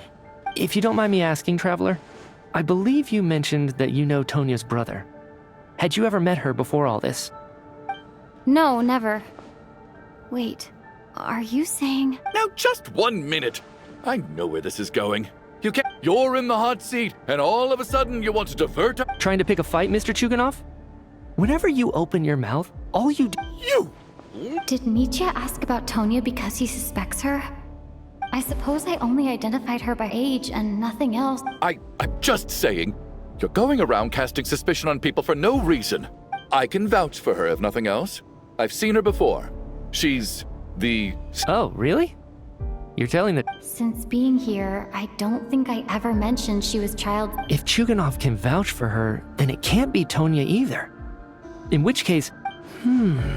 Miss Odette, could you go over that afternoon with me one more time? When you've... No problem.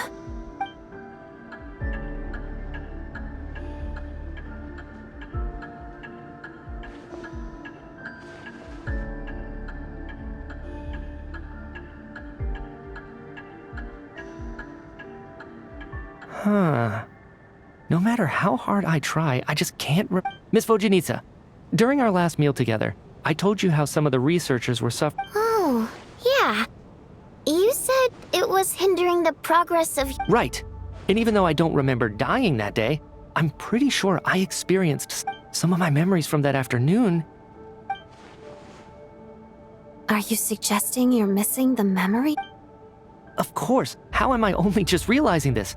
Humans aren't necessarily aware. You mean being silently assassinated, or dying in your... The researcher's amnesia. Suddenly it all makes sense. I must thank you, Odette. I think your perspective just helped me reach a All right. Oh, leave! Hey, wait a minute! Aren't you rushing into this? What if you're wrong? You'll pay with your life! Come on, kid. Aren't you gonna fight for your life? I have other reasons beyond what's been discussed. In fact, I remember during Miss Odette's performance, while I was sitting in the audience stalls, a brilliant new idea from... I can't remember it now at all, and I didn't take any notes. No. Hold on. I see where you're going with this. You're suggesting there's a glaringly obvious flaw in that idea, no? I believe Miss Odette's account. During the period where my memory is blank, I must have been all it would take is for the same thing to happen in the theater and I would come under the effect of the ley lines in this vicinity. But... There's no evidence to suggest that anyone other than me is a candidate for the deceased. So allow me, as a please relax, everyone. I don't think things are as bad as they may seem. If, on the other hand, I'm still alive right now, well... Nietzsche's right. This is the only thing we can try right now. What is a scientist if not someone who gambles on experiment after with this snowstorm, the ley line phenomenon, ghosts of the dead? But if I do get resurrected, you can be sure that I'll come back with the truth of all that.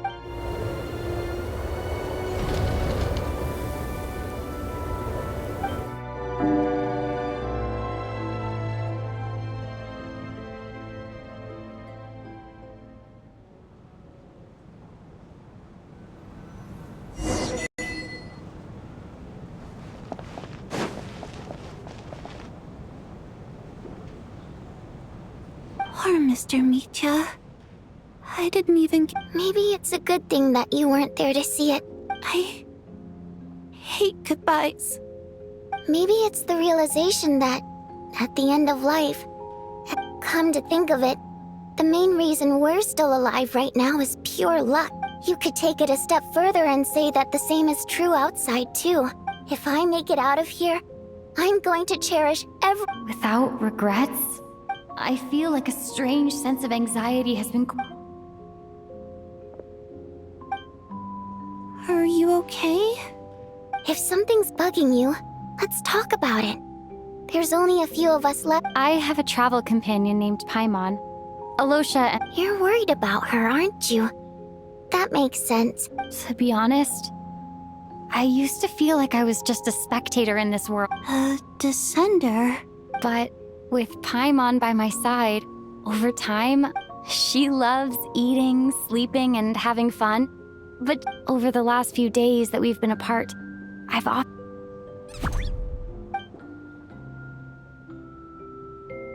But by the time I snap out of it, the conversation, I'm trying to overcome this sense of detachment, but...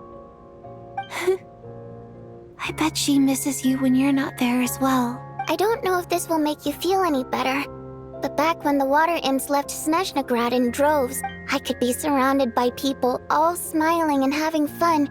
Later on, I started to think, maybe accepting the fact all we can do is cherish their companion. So, once we get out of here, you better hurry back to...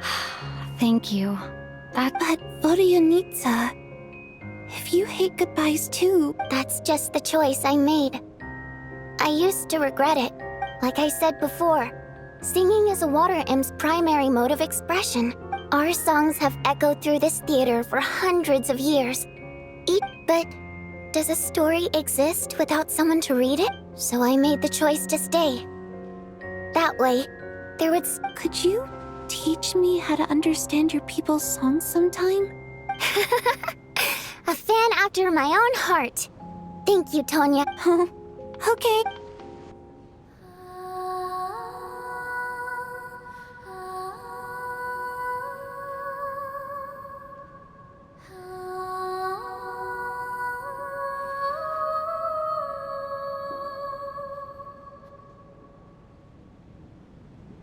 I've never heard that one before. Color me impressed, Tonya. Most people can only tell if a song is happy or sad. So, what? I've actually never performed this song in the theater before, because it has more of a ceremonial It means something like, may those we have lost watch over us, and follow this song back home in the night. No wonder I could hear that sense of longing. You sing it for loved ones who have passed away. It's getting late, Tonya, and you're not well. We should all turn in early. Okay. But, before I go to bed... Of course! Anything for my #1 fan.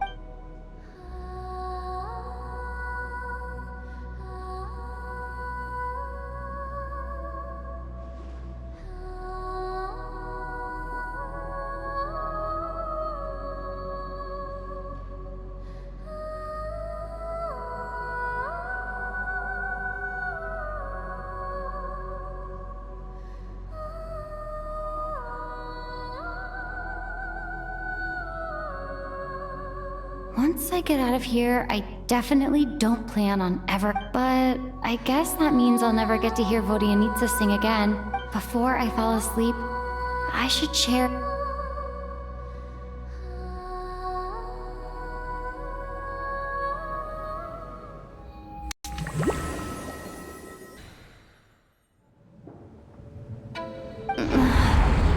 Where?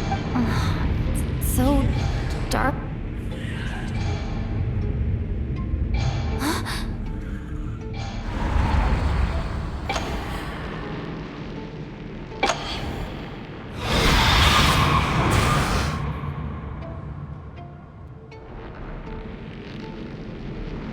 Return, O spirits. Fulfill your oath of protection.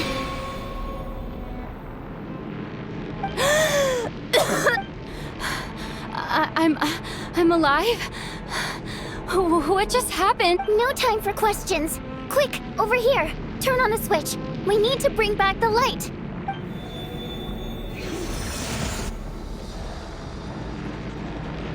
All right, we're safe. The spirit just now is called Night Prayer.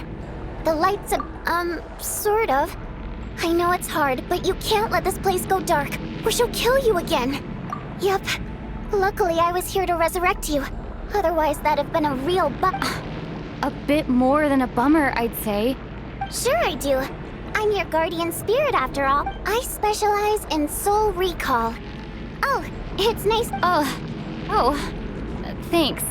All right. There's no time to waste. The black mist is already catching up. We need to reach the next switch before the place gets too dark. If we bring the light back, Night Prayer won't be able to get to us. Sweet, sweet light! It's back! Now that's a sight for so... Shh! It's Night Prayer. We need to move quick, but don't let her notice you.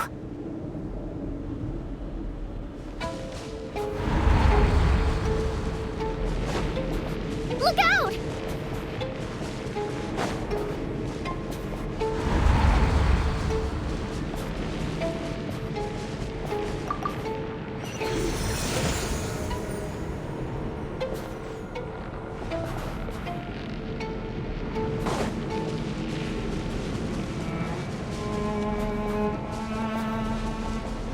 The next switch is...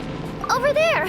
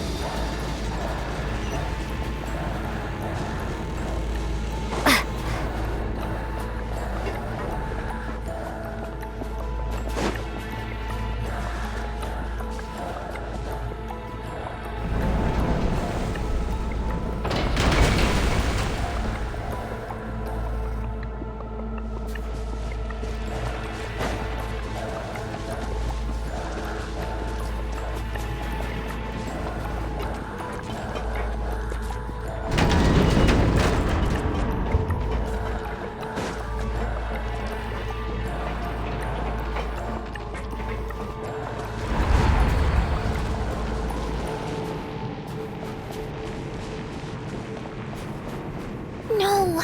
Night Prayer is here too! This can't be the only path. Let's head up there and take a look.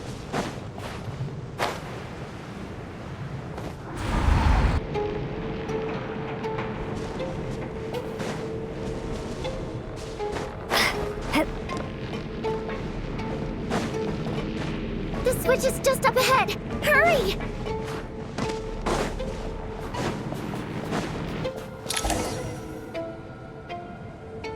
It's too dark. We're not gonna make it. Come on.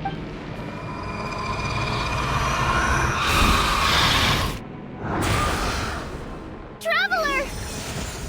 I won't let you die like this. No.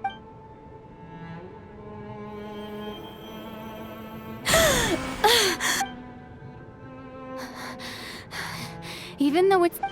dying is definitely not a pleasant... Great. You're back. Yeah, thanks to you. Time for you to get out of here. What about you? You're not coming with me? I can't. I've already been used up. A guardian spirit's skills are finite. I might not look any different, but I can go no further. The black mist is where Why didn't you tell me sooner? Because it wouldn't have changed anything. That knowledge would... But... Go. Now, before it's too late.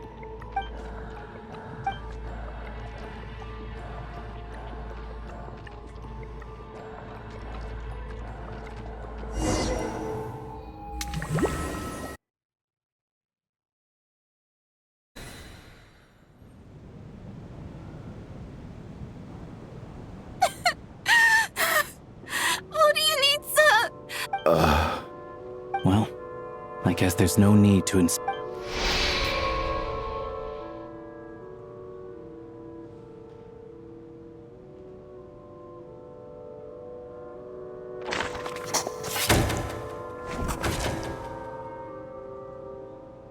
This wasn't supposed to happen. You lied to us, didn't you, Chu? Take a long, hard look at yourself before you go around accusing. I suspected you on day one, Lilac, and now look where we are. By some strange coincidence. And you, little hunter, ever so content with staying on the side. Now you're just lashing out indiscriminately. Where was all this passion and bravado before? Decided to fight. Is that a threat? Fine, bring it on. After all the trauma of the past few days, Valeria and Nietzsche aren't here anymore. But first, I need to think this through.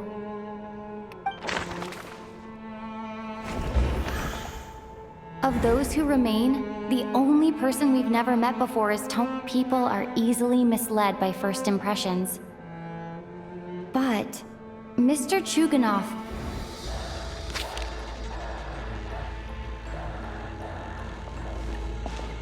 Tonya, how's Tusser been lately? Tusser? Your brother Ajax must have mentioned me in his letters home, right? No. And my brother's... Chuganov, looks like it's your turn to do some explaining. I knew you were behind this, Chuganov. Everything about you is fake. Down to the wife and that night, when I infiltrated your place as Lilac, I noticed you were home alone. But thinking back on it now, that doesn't seem very likely. Even that was a lie? Curses! Oh, why is there no... I think I remember now. The reason I'm always coughing is because I got sick with frostbite. It's not a very common illness. It's partly genetic and partly caused by the cold climate. But after a while, I felt myself growing weaker, and so one day, I told my brother that I wanted him to take me up. He agreed. We got to the theater, bought tickets, and went inside. When I woke up, I couldn't find my brother anywhere. But there's no way he'd leave me behind.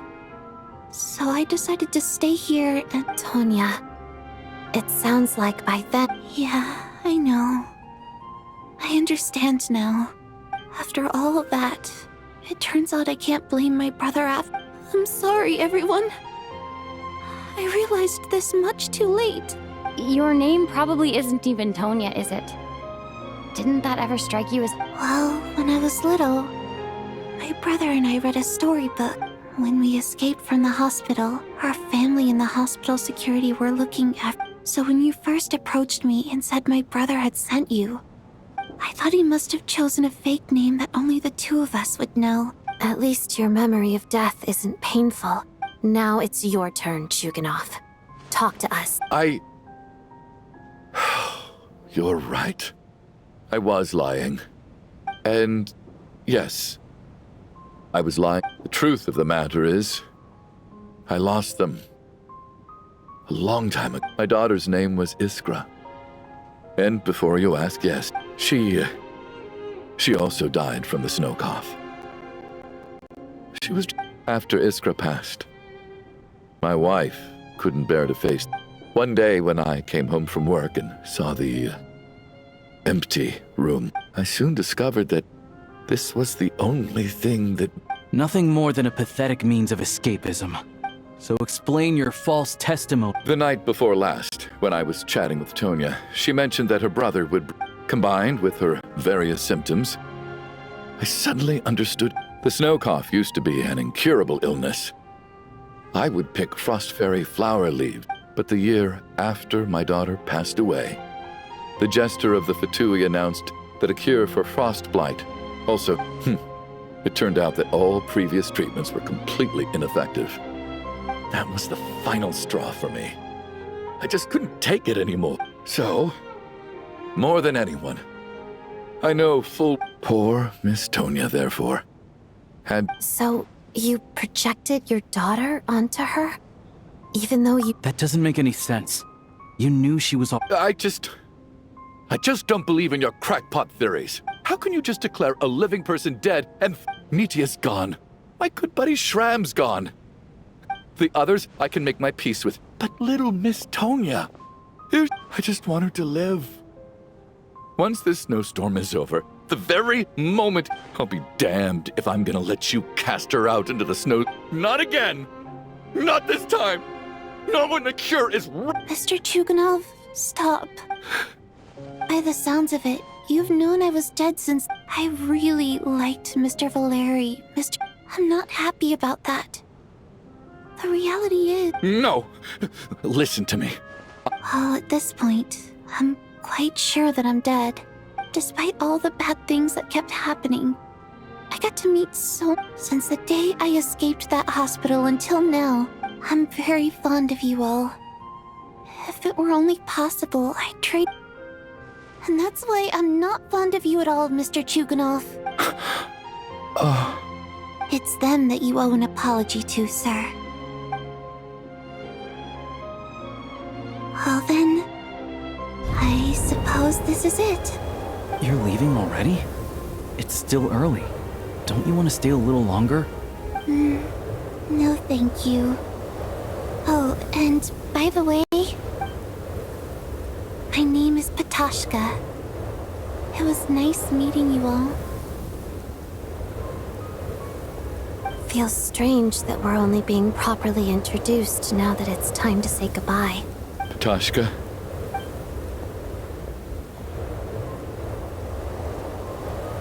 What are you doing, Chuganov? Are you crazy? Let me leave. In your dreams. Don't think you're getting off that easy when you had a hand. The Fatui have honed quite an array of enhanced interrogation techniques.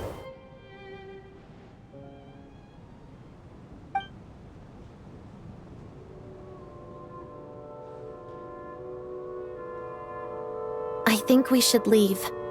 I doubt this snowstorm is ever going to stop. For all we know. Wait, we finally solved the mystery of the haunted Fair enough. I don't particularly feel like dying And yet you won't let me die first. Hey, Chuganov, on a serious note, if we do make it out of here... Is this really the time to be discussing?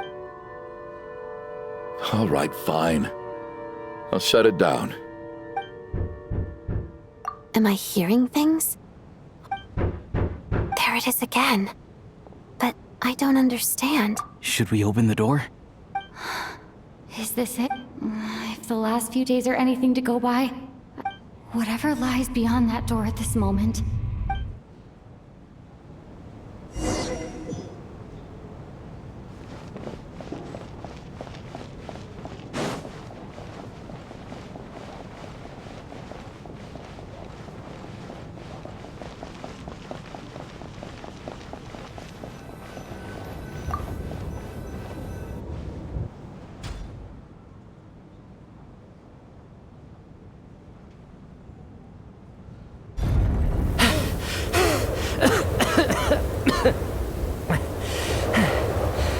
Hey, everyone.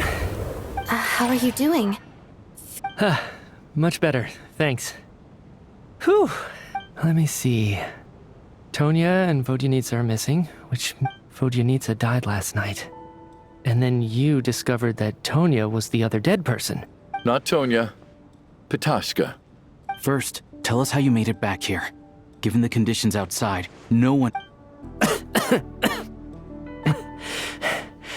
You're right.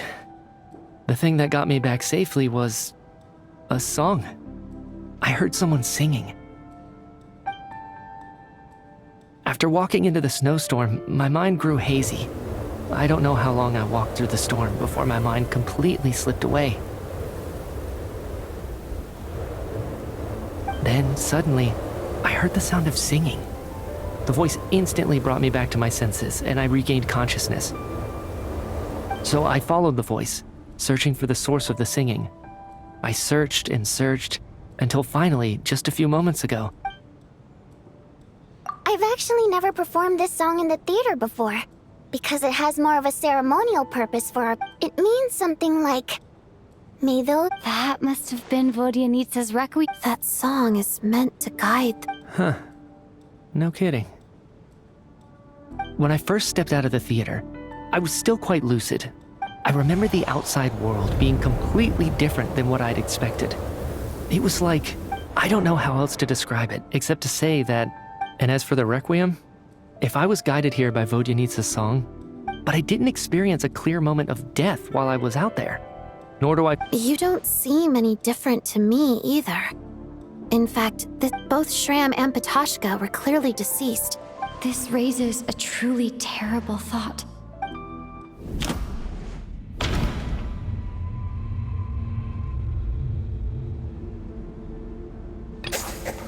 Mitya's soul was summoned back by the Requiem. Of course, if even, then maybe we've all been...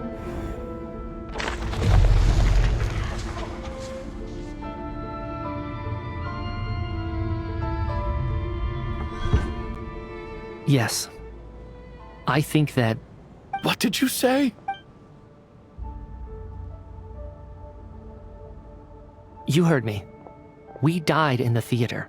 All of us did. It's ironic, really. All that time, we were... Do you remember that note, "Death is near"? Death was nearer than we wanted to think all... So all our attempts to survive are... Hard to say. At the very least, we helped 2 lost souls. The presence of those 2 is probably what caused our souls to be drawn in by the ley lines. In which case... If what you're saying is true... no wonder. This afternoon, when I was moving Vodyan... That's further proof that those aren't physical... Am I...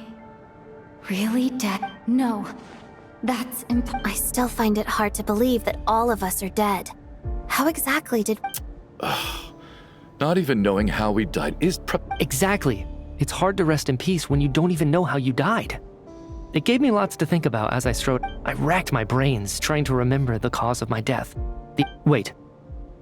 Hold on. Right before I lost consciousness, I think I can't remember. Mitya, your hand. Is that blood on your fingers? Huh? You're right. There's blood on the fingertips of my right hand. Looks like it's already dried. What the? I guess this was what I saw. What's wrong? Do you recognize the symbol? It's... Renova. The ruler of death. Alosha, do you still remember that Snezhnayan folk? It was about the Grim Reaper. When someone's about to die, he appeared, and as soon as you recognize his face... I heard a similar tale when I was little. That's right. In which case, death... Death, the deceased, and the Grim Reaper. When I first saw this note, I thought it contradicted the investigation report. So the Grim Reaper deliberately misled us. Then, we... By that logic, the one person most likely to be the Grim Reaper... Identifying the Grim Reaper...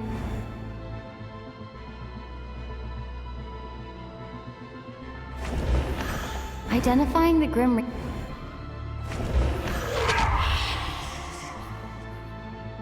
No doubt about it. Looking back at how everyone has acted over the past few days...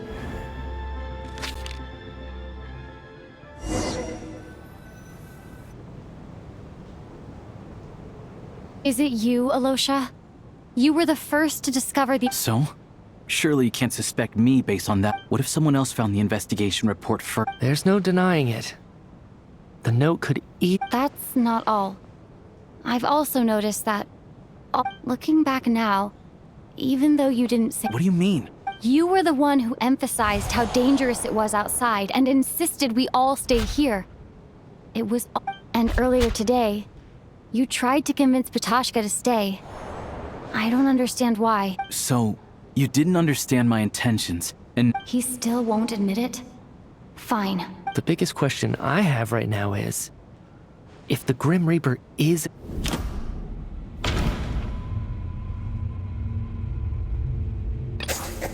That's right. This was the moment, right at the start, before any victim...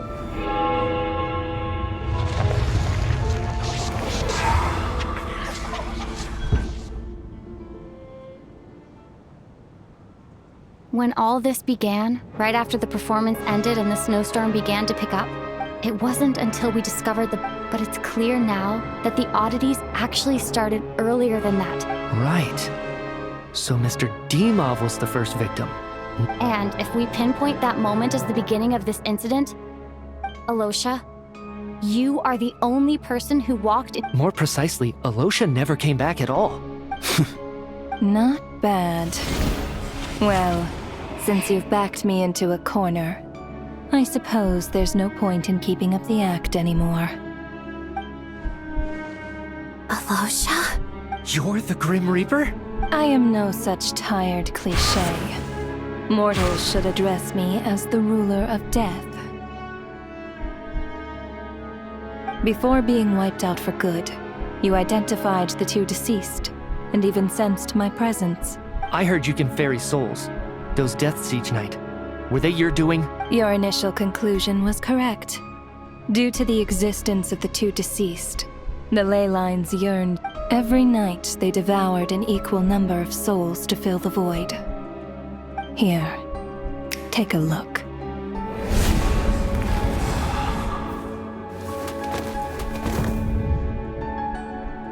What are you doing? That takes care of today's too.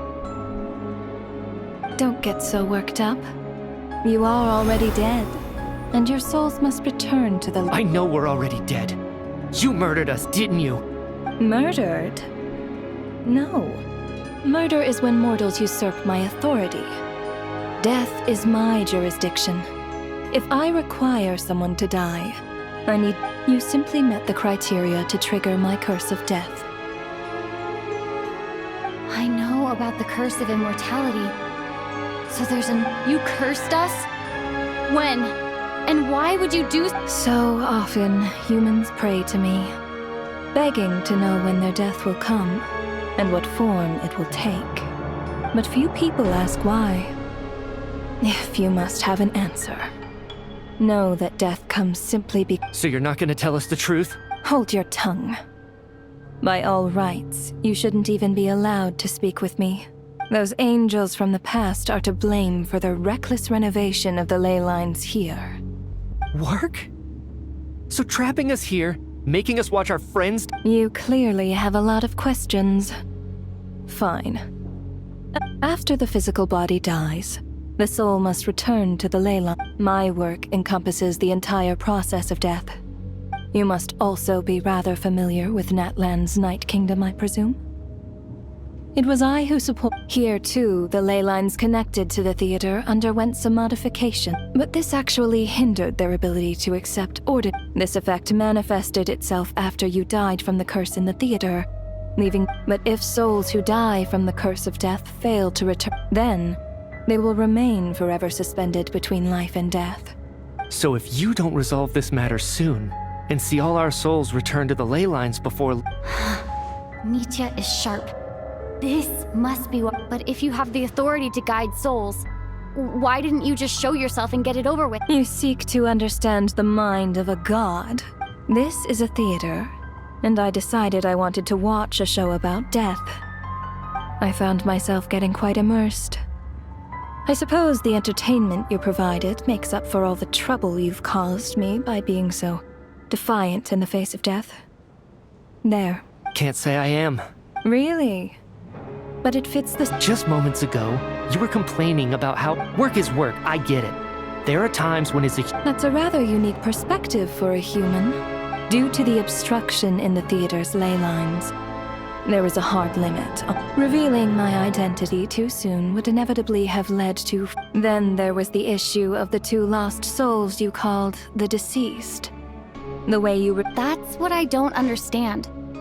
If all of us were souls of the dead, what made their... For centuries, they have refused to return to the ley lines, exploiting the issues created by the centuries of obsession accumulated during this process. It reached the point where I could not afford to leave it unchecked. Only then, with my guidance, could they finally... I vaguely remember seeing Patashka, but... I see your dreams brought you many revelations. So you see. Anyway, giving psychological... That is more of an angel's role. It was something I could not resolve.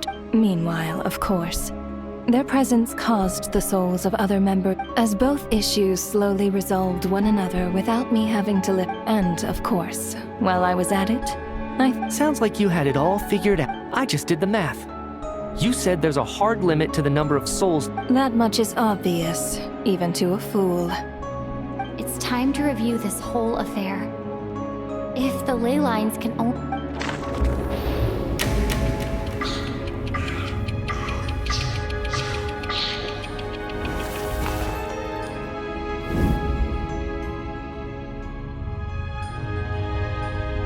Looking back now, none of us had the faintest idea at the time.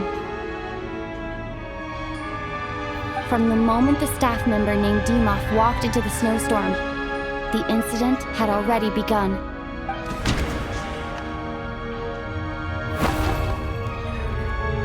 No.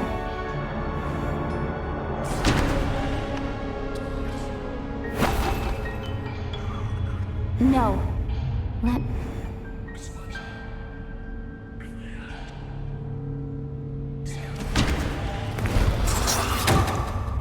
Alosha was the second to walk into this during this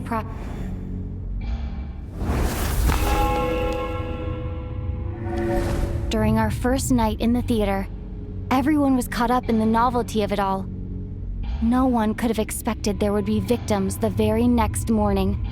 Despite all the confusion, and with the help of hindsight, we finally began to realize that something was amiss with the snowstorm.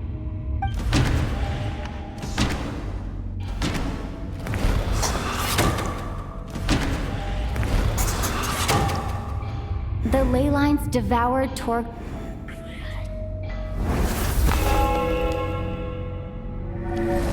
Odette and I spoke a lot that night.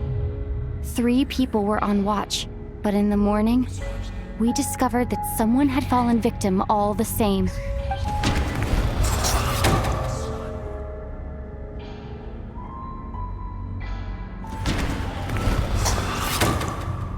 The deaths of cool, unexplainable...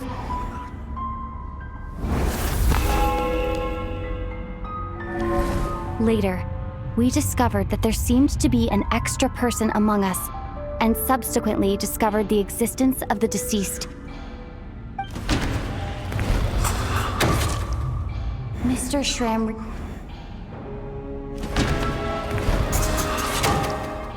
We thought it was all over, but a lot happened.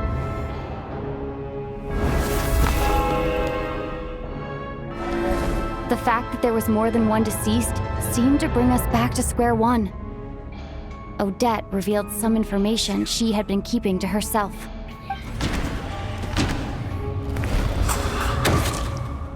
Vodyanitsa was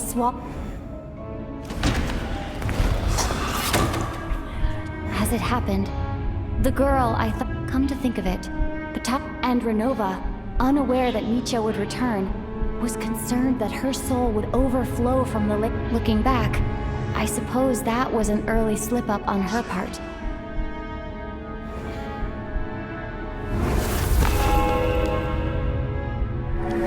No one could have expected anyone who walked into the snowstorm to return. But just after nightfall, Nietzsche returned, bringing crucial information with him. Various truths began to surface. including that all of us were already dead, and that the ruler of death was here among us. Then, after revealing her true form, Renova callously claimed 2 souls.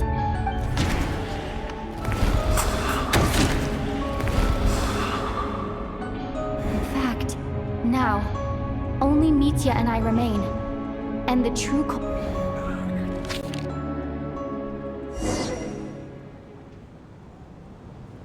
That covers everything. Your work isn't finished here yet, is it? The water imp's song threw things off a little. The ley lines have already anchored your soul. And the first ray of light tomorrow... So, the reunion in the night that Vojanitsa mentioned, I suppose that was never meant to be a That just leaves you, traveler. My power only and your soul is firmly anchored to your body for a descender like you, who is not bound by Tevat's rules. Your death can only be brought through the most violent... I have no interest in involving myself with descenders. For now. One last question then. All our struggles and Death abides no reason. Besides, what you... To me, it is nothing more than a self-indulgent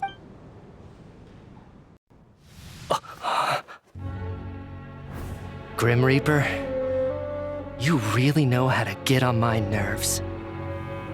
I'm not here to ingratiate myself with you. I kill merely because your deaths are necessary. Oh, you've made that quite clear. But humans don't take well to being scorned. Not even by the gods.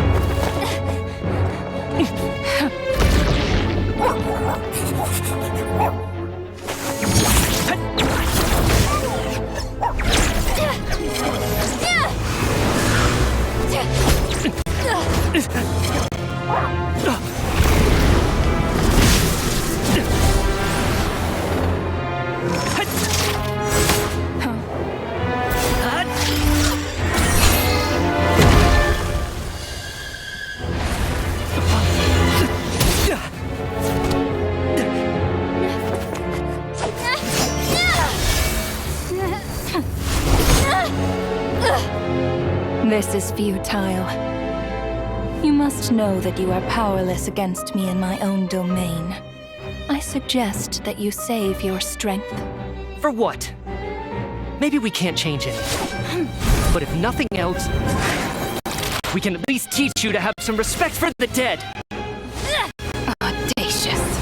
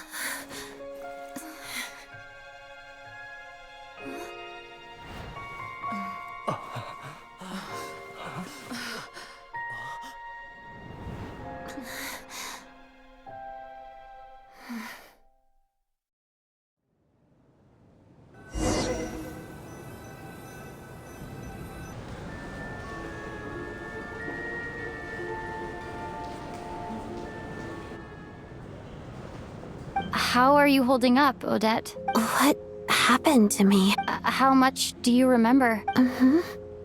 What do you mean? Has Odette... Mitya? Oh, I'm sorry. Don't... Yeah, I remember now, comrade. Looks like we guessed just like me when Odette found me at the Armory Palace. For some reason, everyone killed just with one catch. They Odette and the others have already forgotten everything. Could this be the reason? You said this is the ruler of You don't? Huh. Okay. Does that mean I carved this symbol into my soul? What about you, though? The ruler of death mentioned that... A full explanation would get complicated very... Well then, now that it's all over, let's figure out what we've learned. The first thing I notice is that everything here is precisely as we left it. They say that right before death, time slows down and your whole life... That must be how you know you have one foot in the afterlife by that point. Anyway, clear... This also aligns with previous reports of widespread temporary memory loss among the Armory Palace persons. To those unaware of the truth, dying and coming back to life must feel... This leaves me with a couple big questions. What are... If nothing else, I think it shows that killing us wasn't her ultimate goal. Right. This time only got complicated because of the situation with the theater's ley lines. Come to think of it, wasn't I about to note something down before I died? I can't remember what it was, but I think it was something related to my research project. Sorry, Traveler. I'll catch up with you again later. Right now, I have to make a trip back to the Armory Palace. Ma'am, if I may, no one of your description, yet you two seem very familiar. And by the way, have we ever crossed paths? I can explain everything. Could you help me get...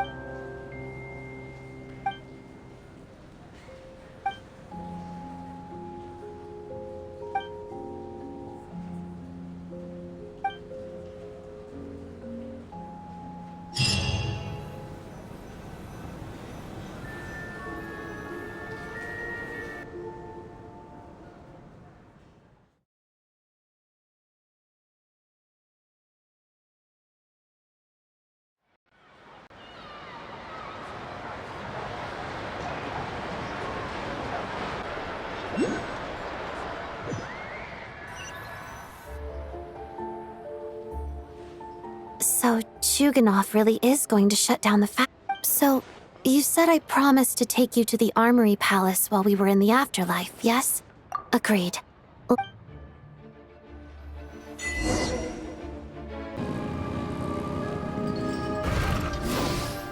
I get you anything?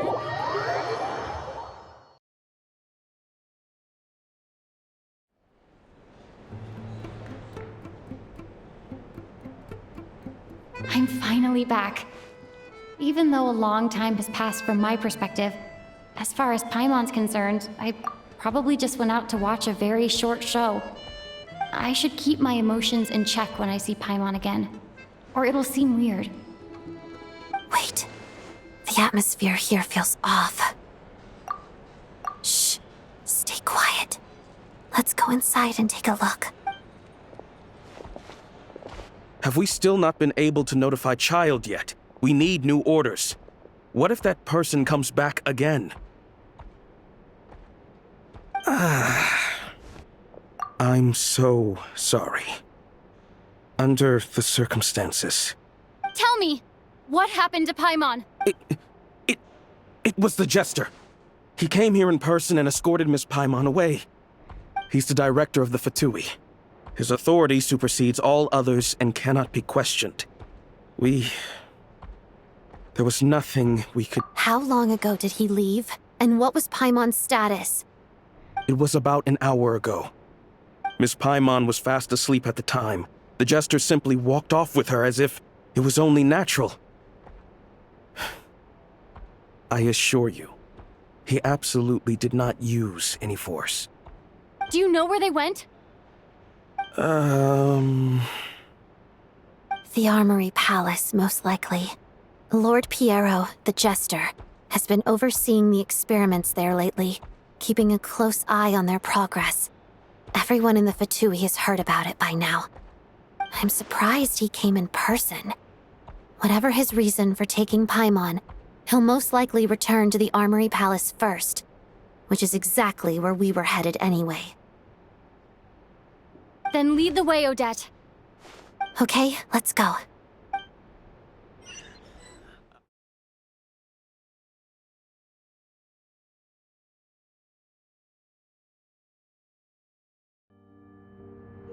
It's just up ahead. Quick, let's get inside. No, I'll go alone. You know I'm planning to force my way in. You're with the Fatui, so you should stay outside. I was hardly planning on taking you through the official channels anyway. I'm here to force my way in, just like you. I may be a Fatus, but I'm also Lelek, enemy of Project Stuja. Paimon's safety is paramount right now. With me around, you'll have an extra pair of hands. There might be devices inside that are easier for an insider to deal with. If you say so. Let's go. There's no time to hesitate.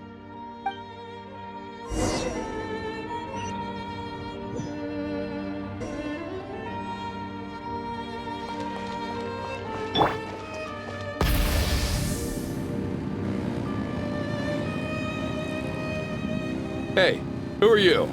This part of the Armory Palace isn't a restricted access. What do you think you're doing? No questions, please. We're short on time.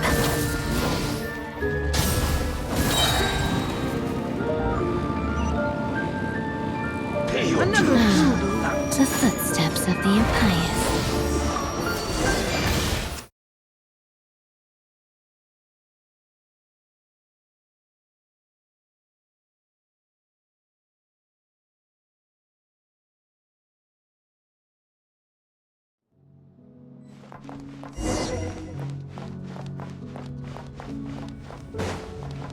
Now Do you have a pass? Where are you coming from?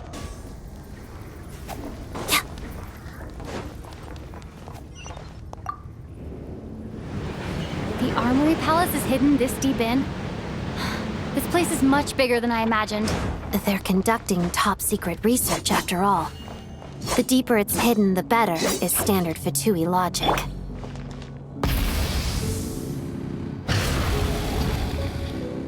The style doesn't really look like the Fatui's handiwork, though. They must have requisitioned some Looks like we're in for a Intruders! Stay alert!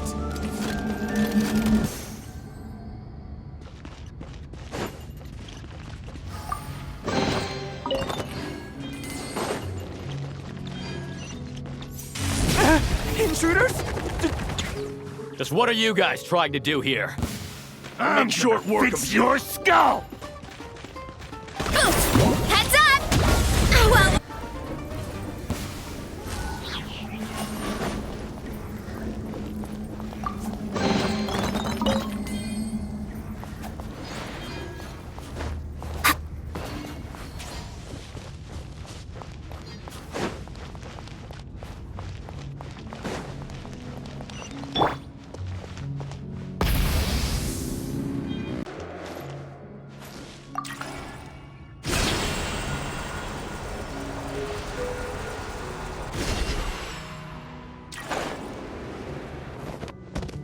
Light it up!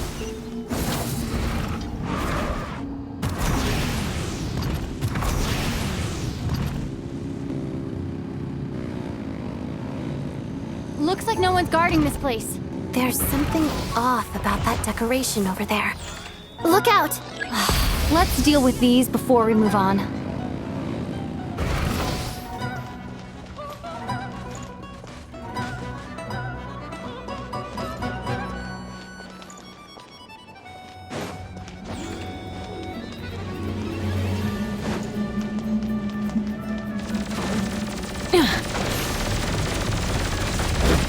Rise with the sun! Light up the blazing sun!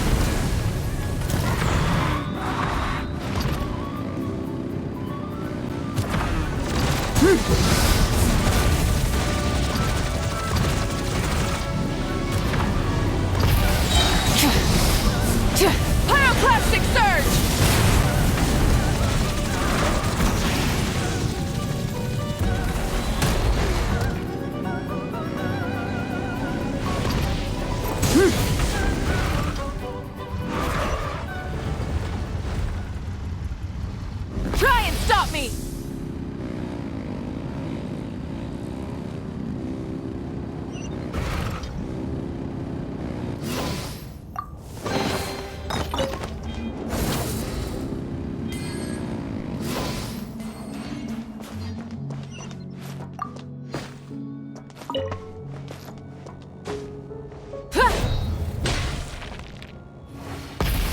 The researchers here probably don't know that we're uninvited guests.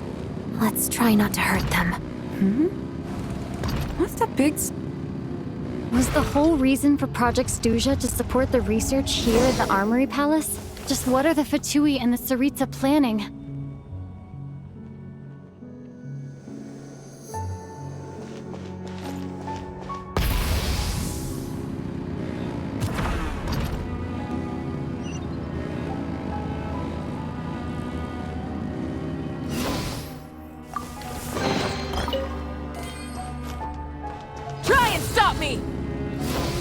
Whoa! Who are you? Never seen you around here before. Looks like there's no way through here. Maybe using the power of this prism could help?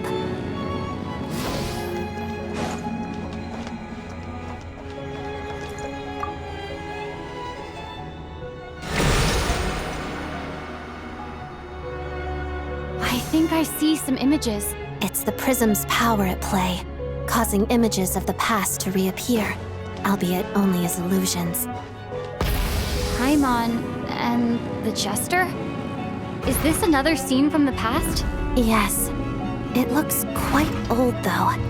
I don't think it happened in the recent past.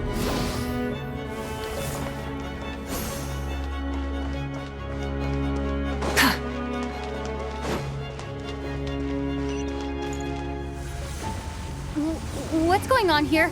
What happened? The source seems to be the Armory Palace. They must have started some large-scale experiment. Wait, what if this has something to do with Paimon? We need to hurry!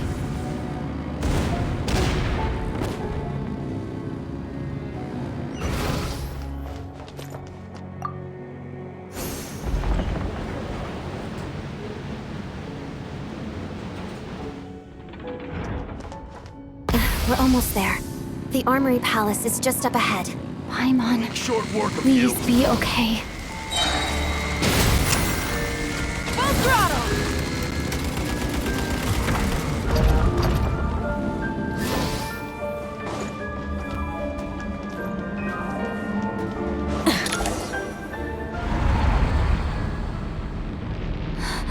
What's going on?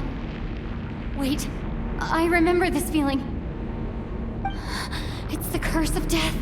No, not now. Why is the curse of death striking again already?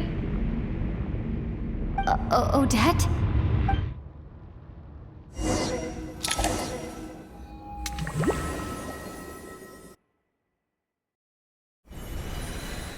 Is this the afterlife again? I need to find a way back to reality. Is that Odette's core Ignis?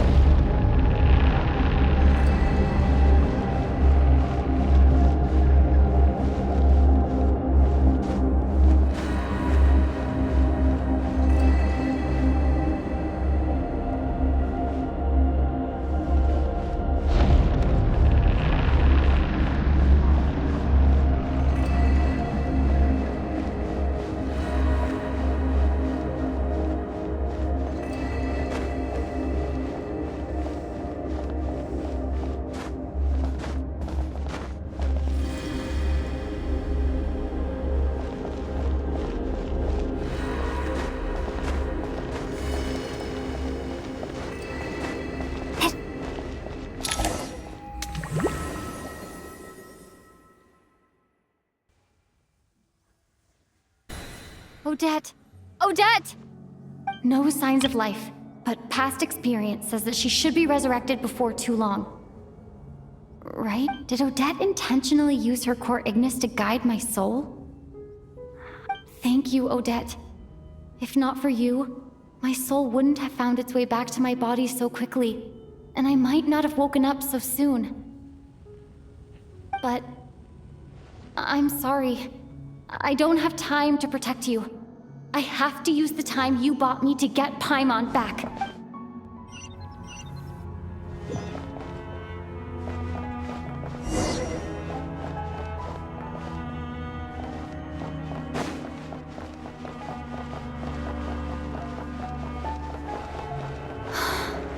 Sure enough, everyone here has been affected. Paimon! Paimon! No, wait. Paimon probably didn't escape Renova's curse either. She won't be able to respond to me right now. I'll have to find her myself.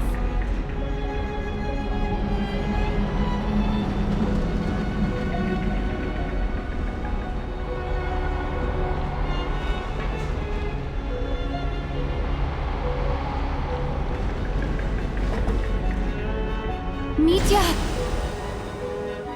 Is this the laboratory he works in? What happened here to trigger the curse of death again so soon? I'll have to ask him when he wakes up. Finding Paimon has to take priority now.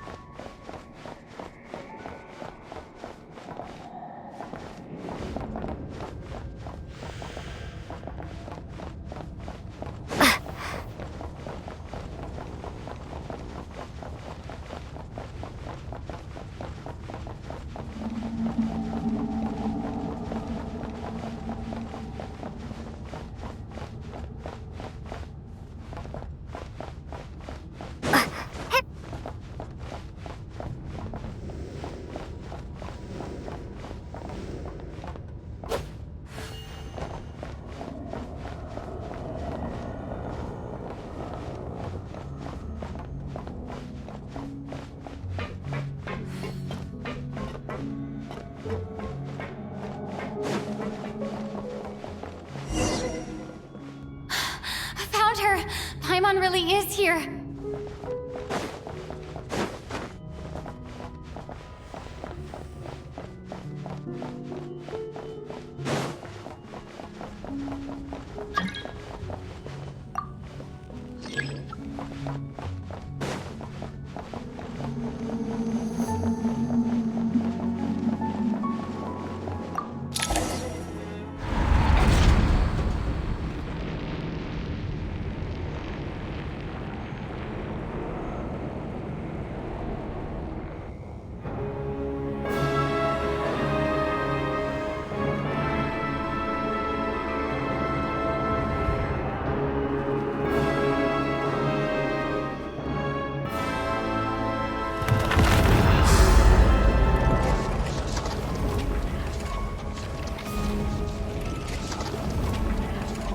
You don't learn, do you?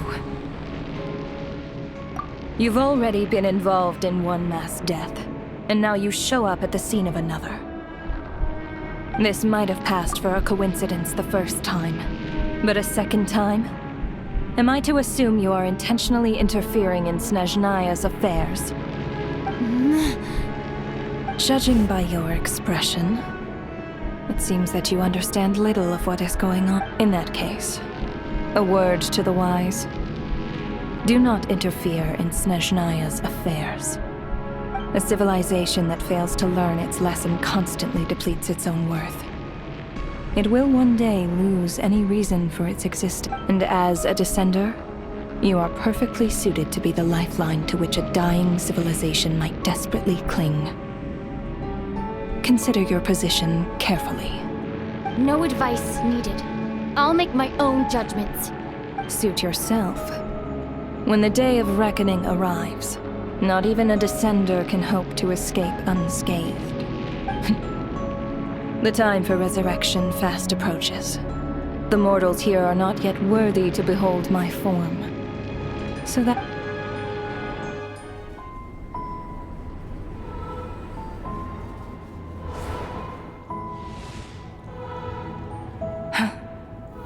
That thing is coming with me.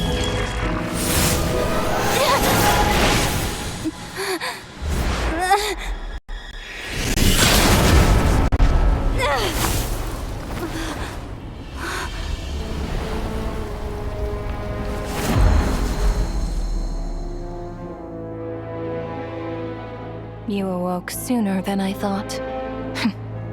The curse of immortality is stubborn, unable to enter the ley lines, yet not content to remain a spirit. Ruler of death, what do you want? You perplex me. Both you and you. That thing may be a creation of Celestia, but it possesses none of Celestia's power, let alone authority. Your obsession with it baffles me. No matter, the resurrection will soon begin. It's worthless anyway. I'll reclaim it next time.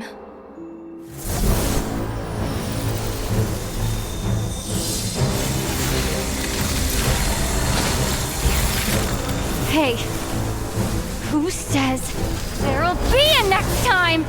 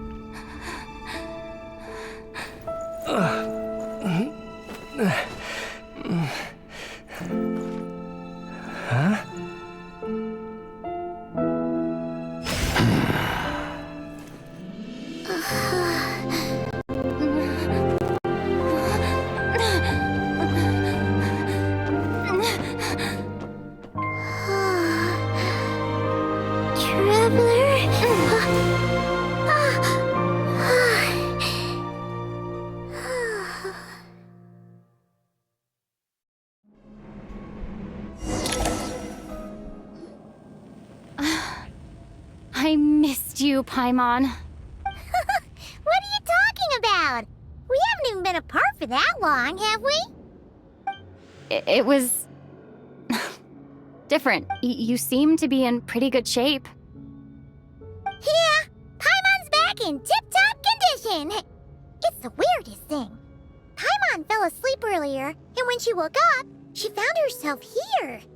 The jester and that guy talking to him used some kind of energy on Paimon, and she could kind of feel it canceling out that other thing that was making her feel unwell. So, Nitya helped too? Apologies for leaving in such a hurry at the theater earlier. I was in a rush to verify some theories. Rest assured that your companion is perfectly safe. We reversed the effects that the experimental energy had on her. The jester specifically instructed me to do so. I suppose this is our first official meeting, Traveler. I could not let Paimon suffer in her condition for a moment longer. And so But why would a big shot like you care about what happens to Paimon? as I said when you first arrived in Snezhnaya, we once spent some time together in the distant past. Oh yeah, you did mention that. Paimon did think you seemed strangely familiar the first time we met. I'm afraid the reminiscing will have to wait. Mitya, let us continue with the report. What conclusions, if any, did you reach from conducting the final experiment of our energy research? The good news is, my hypothesis regarding the ruler of death has been verified. As for the bad news, I recommend we suspend the experiments and Project Mistleton until further notice. Currently, we have no means with which to make a breakthrough. I say this purely as a scientist, guided by reason alone. I will trust your judgment. We shall put the project on hold until the ruler of death has been eliminated. Wait, what are you guys talking about? You want to get rid of Renova? Like, how? By killing her? By whatever means necessary, so long as it removes the threat she poses to us. Until then, everything we do will be in vain. After what just happened, I've ascertained Renova's goal, or rather, the trigger condition for the Curse of Death. Okay, let's hear it. What she's doing is blocking Snezhnaya's technological progress, preventing us from possessing any means with which to threaten the heavenly principles. Just like the little lapdog she is. So, any ideas, research, or experiments that lead to technological progress can trigger the curse. Just now, for instance, I was set to launch a final phase energy experiment. If the experiment was successful, we could have achieved a crucial breakthrough. As expected, though, the moment the experiment began, all the researchers, technicians, and witnesses died from the curse. All that effort, not to mention the energy and materials we relied on Project Stuja to gather for us, went to waste. In the end, nothing... Does that mean something similar happened when we were at the theater? That's right. During the performance, I thought of an important breakthrough regarding the experiment, and wound up dragging everyone into this. So the nature of the curse seems to be something like... when moments of technological progress occur, all life in the vicinity is taken away. What a violent method. Of course, that meant the curse was normally limited to the Armory Palace. Since outsiders are forbidden from entering, this mass death phenomenon went unnoticed. Until Odette came along. I believe she was the first witness. The Curse of Death was triggered just before she infiltrated the Armory Palace that day. But you mentioned something about a final stage experiment. Doesn't that mean you've actually made some progress? That's right. Even with the gods locking certain key components out of reach, humanity can still advance technology in incremental steps accumulated over time. But, as I'm sure Renova anticipated, even incremental progress has its limits. A point where the truth you're seeking must be put... You mean the experiment you were just about to do? Yes, we were at a critical juncture, a moment where the quantitative was about to translate into fundamental qualitative change. With this single experiment, we could have brought everything we've worked for to fruition. But now, after already being forced to fumble around in the dark all this time, it feels like we've truly hit an impenetrable wall. As long as Renova's Curse of Death persists, we won't be able to advance the experiment, or... And with Project Stuja having been in effect all this time, had our nation only by eliminating Renova first, will it be... But she's the ruler of death! She can just kill whoever she wants, right? That's gotta be... We'll see. But one thing's for sure. She definitely can't just do whatever she wants. You're saying... Wouldn't it be easier to just kill all of us researchers for good? Why resurrect us over and over again? Why let us advance? So, you're saying even the ruler of death has limitations we don't... Exactly. And I think that's where the key to our breakthrough lies. Regardless, the ruler of death has always been an obstacle we must overcome. Indeed, we must face life, death. Our goal is the heavenly principles. The Fatui... Want to challenge the heavenly principles? For a long time, I've had a vague suspicion the Fatui and the Tsaritsa were targeting the heavenly principles, but hearing the Jester admit it is still a shock. No wonder the Tsaritsa's goal has always been kept a secret from the people. What kind of road will that lead Snezhnaya down?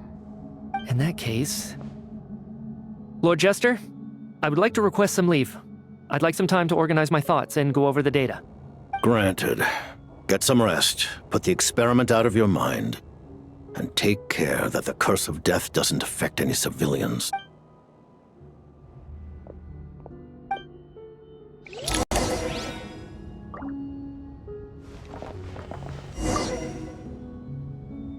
While there is yet time, allow me to offer you my hospitality. I remember hearing the term Mistleton from Colin. Yeah! Paimon wanted to ask about that when the name came up just now. What is it? Paimon's heard of... As you know, Project Stuja is a series of measures enacted to consolidate our nation's resources, the greater purpose of which many of the things you have encountered thus far are essentially. This includes the Kuvaki Experimental Design Bureau in Notdry. Researching Kuvaki was merely... And that's a weapon built for the final battle against the heaven... Huh? How did you know that? I was given some intel, and I made some deductions. Wait. You must mean that thing over there. Oh, Paimon's gotta take a closer look at this. Kuvaki alone will not break through Celestia's defenses, let alone challenge the heavenly principles. The heavenly principles are no doubt accustomed to combating the power of the light realm, and elemental energy is simply the power of the human realm, converted to that form. But for now, therefore, we have set our sights on the form of energy associated with the third descender and the stellar linchpins. This may hold the potential to allow Mistleton to contend with the heavenly... You could say that by reverse engineering the stellar linchpins to extract the energy within... The Kuvaki Experimental Design Bureau, Project Stuja, and the new And it looks like your plan is almost complete. No wonder the ruler... Her Majesty the Tsaritsa has embarked upon an expedition to vanquish a monster. Seems like the powers that be in Snezhnaya don't intend to hold my... The Harbingers have been granted significant autonomy in retrieving the Gnosis. But by the same token, they do not... You read my mind. Speaking of the Gnosis, Paimon's been dying to ask this question since forever. The Gnosis will undoubtedly serve as a key bargaining chip when she confronts the heavenly... What do you mean? Not sure. Don't you make... Taking on the heavenly principles is something most people wouldn't even entertain in their wildest fantasies. Why? Into that today, civilization is nothing but an... Our civilization may very well be destroyed in the struggle, but as things stand, only by changing the state of affairs. Otherwise, the fate of the people of Conria and Hyperborea. Accepting potential destruction Furthermore, perhaps this is Huh? All of them? Paimon knows about the curse of death you mentioned. Then, the birth of the Hilly Churls, the rules of Natlan's Ode of Resurrection, those are curses. Yes.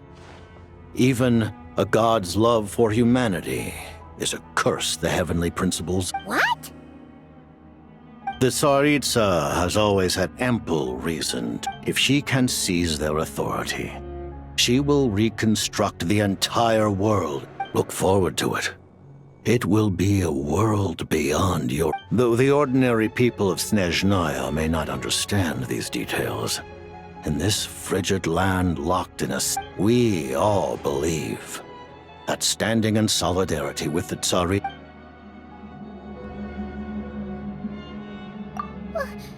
Paimon really doesn't remember.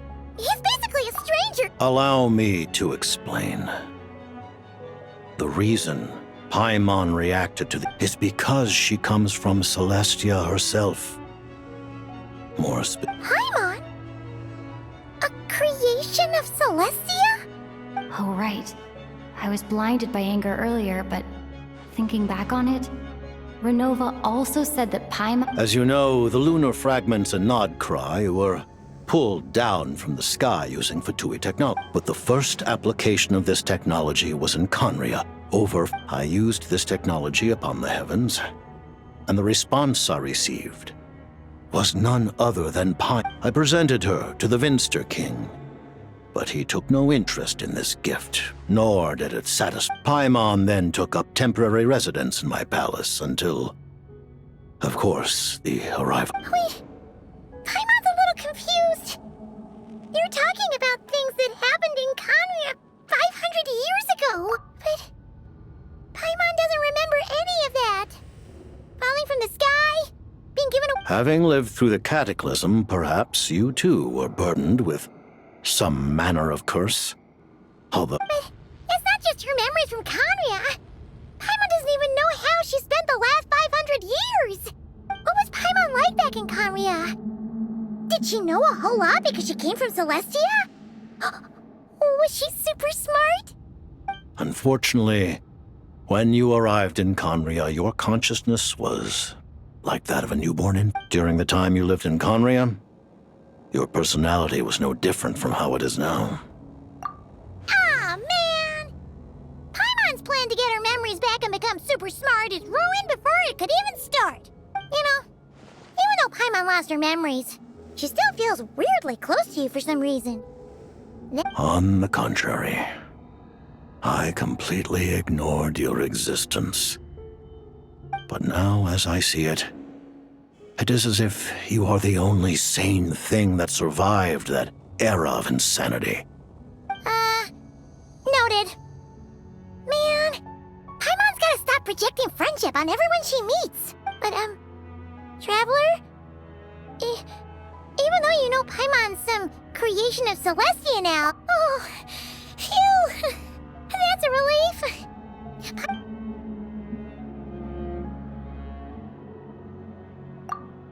Thank you for telling me so much. I'm a bit surprised, honest. Given the circumstances, the Fatui... Allies? To advance Project Mistleton, we must first resolve our issue with the ruler of death. That's right. Ever since she said she intends to Against an opponent of this caliber, deliberating over our allegiances would waste... You're going to challenge the ruler of death? Thank you. Thank you. Oh, gee. Nope. The Tsaritsa will return in triumph in short order, and the Fatui shall hold internal discussions. Got it. Thanks for your help with Paimon. I'll be sure to look after her for you. There was just one other thing. Well, just a request, really. Of course, Paimon knows it's top secret and stuff, but she just had... Certainly you may. Oh, for real? Actually, maybe it's best not to. What if Renova... While the technology is not yet fully developed, it has nevertheless reached the stage where Oh. Wow. No wonder Paimon felt so out of sorts recently.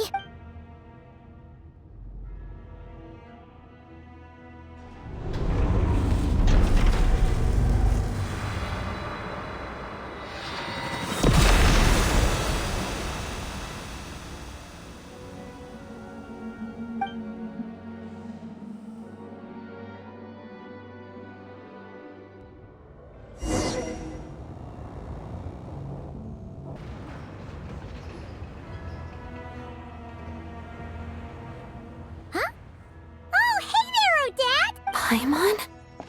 You're okay. Long story short, yep, Paimon's all better. That's right. When I woke up, I wanted to go in after you, but the guards had woken up as well. So I returned the way I came and waited for you here. It was thanks to you that my soul found its way back to my body. Huh. That actually worked? Nice. I just figured I'd try my luck when that ominous feeling Really, you should be thanking this thing instead. Anyway, and now that things here are all taken care of, I have other things I should get.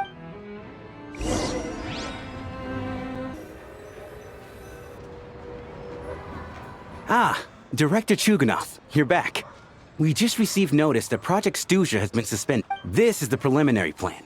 In addition to expanding production capacity, we've also discussed our calculations indicate that the factory's profits will increase by at least 30%. That won't be necessary. Leave the energy for those who need it. Whether they use it just to get by or to start preparing to halt production and lay off the staff. Make sure the workers are able to land on their feet. Am I hearing you right? Why? After all the tough times we made it through, now is exactly when we should start to turn a profit. I just suddenly don't want to do this anymore. Iskra, it's time to rest. Dear esteemed members of the Rokat, given the effects of Lelik's radical actions upon our organization's reputation and social stability, a decision has been made to permanently withdraw this. Considering that Lelik did what they did for the benefit of the people, the Rokat has nevertheless negotiated with the authorities. Lelik will be suspended for a period of time. Depending on their future performance, they may be allowed to adopt a new code name. The purpose of this notice is to remind everyone once again that motives and method, even with Project Stuja's suspension and our interim operational victory, we must guard against complacency and we act only for the greater glory and solidarity of our nation. May the aurora shine ever on, and the We act only for the greater glory and solidarity. Looks like it's finally over. You mean for us? Just thinking out loud. I've never seen the Snezhna Grad Vecha so lively before.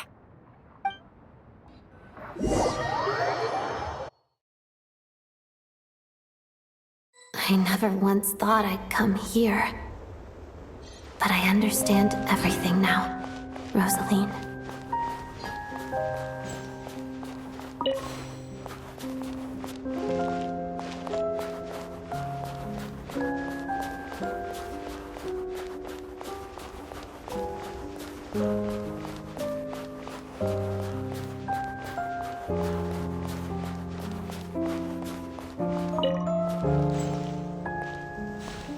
I've seen Spirit Seeker performed many times, including by your mother.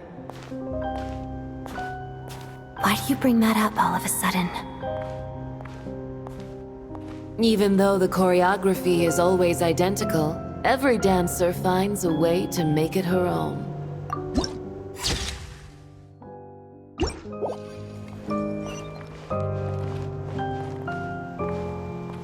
So you actually want to talk to me about ballet? I just think it would be a pity if the dance was lost to history.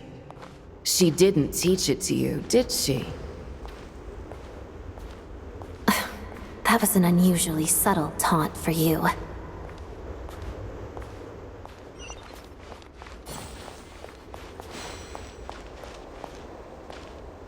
We embraced one another on the snow-swept plains, melting the ruthlessness of time. But when our bodies, in pieces, are cast to the winds, what of our love will remain behind?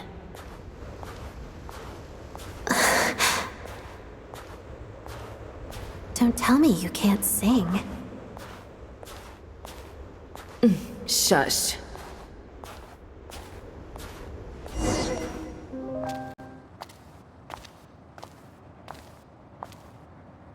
I understand her hatred.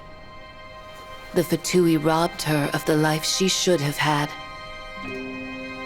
I never opposed her dancing. Yet still I became an enemy of her ballet. I'll just keep my distance. Many despise me. I'm used to it. You're certainly not one to shy away from confrontation. But children, they need a different approach. I'm hardly the most maternal figure. Yet she is a child. In my experience, while a father commands authority, he must still yield to love. You should tell her what you think about her dancing.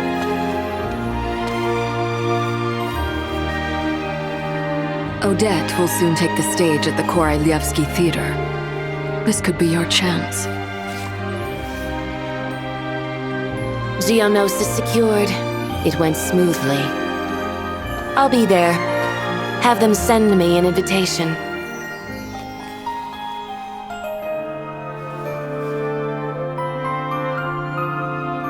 Sadly, things didn't work out.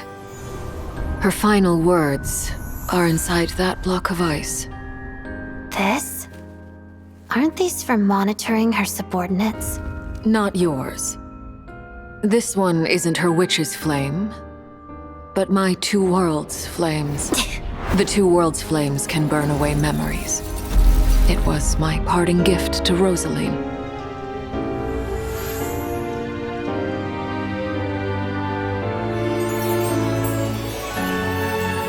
If all goes to plan, she and I will both live to see the Tsaritsa succeed. I believe she'll find peace. But if anything happens to me, she needn't follow in my footsteps. The cryo-energy will fade away in time.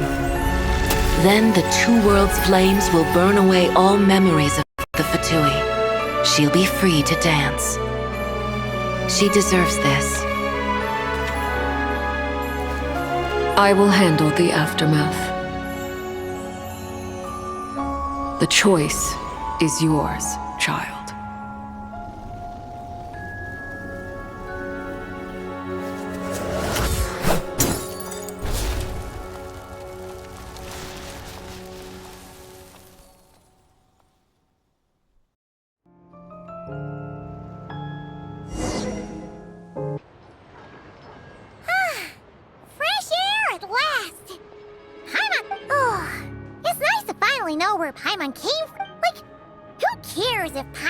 Creation of Celestia. She's probably not anyone that... And like you said, this doesn't have to change anything between us. You're not gonna just... Hey! Hurry up! Why are you walking so slowly? You've spent the last few days lying in bed and stuffing your face. I didn't... Says who? Paimon's as agile as ever. They don't call her White Floaty for nothing. Paimon originally wanted to check out the bookstores in Snezhnograd, but she's more in the mood for flying around right now, so let's save that for later. Wait, they've got light novels from Yai Publishing House here too.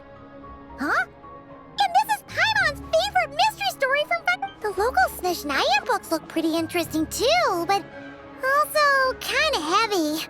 I thought you were in the mood for flying around. Paimon can read while she flies. Hey, look at these two dolls. Which do you like better? All right, boss, we'll take both. Paimon will have the other one. Oh, I thought we were only getting one. All right, fine, I'll pay. There you are. Paimon will grab this and then... Huh? Huh?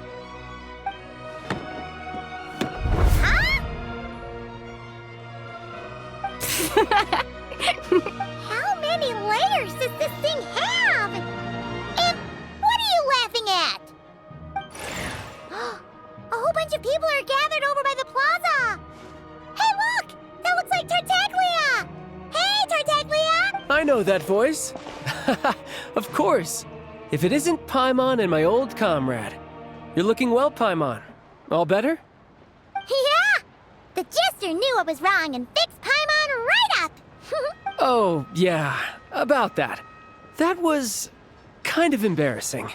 Who could have known that our director would go looking for you in person? Oh, right. Let me introduce you. This is my little sister, Tonya. Hello, Tonya! Hello. Firstly, I'm really sorry about my brother. Sounds like he's caused you no end of trouble. Hey now, why'd you have to start with that? Not that it isn't true, of course. So she's the real Tonya. She said you two didn't manage to meet up at the theater. She waited ages for me, and when I didn't show, she got a little worried. I know, right? He didn't bother to say a word to me. I searched up and down the city for him, and he only told me about it when I finally... I've been rushed off my feet lately, so I didn't get the chance to go home. I just figured the Traveler would fill you in when she got there. Well, the snow was bad, and you're never late. so I was really worried about you. How was I supposed to know that you'd stood me up? I'm sorry, Tonya. I really am. I'll make it up to you somehow. Although the mix-up led to a series of misunderstandings, it's probably for the best that the real Tonya didn't get caught up in that mess. Besides, it's obvious that Tartaglia isn't usually one to break a promise. He only gave his ticket to me. No, it's fine. It just meant I didn't get to see the show in the end. By the way, what did you think? You were one of the first people to see it, you know? I would say the best is yet to come. Huh? What kind of review is that? Hey, look!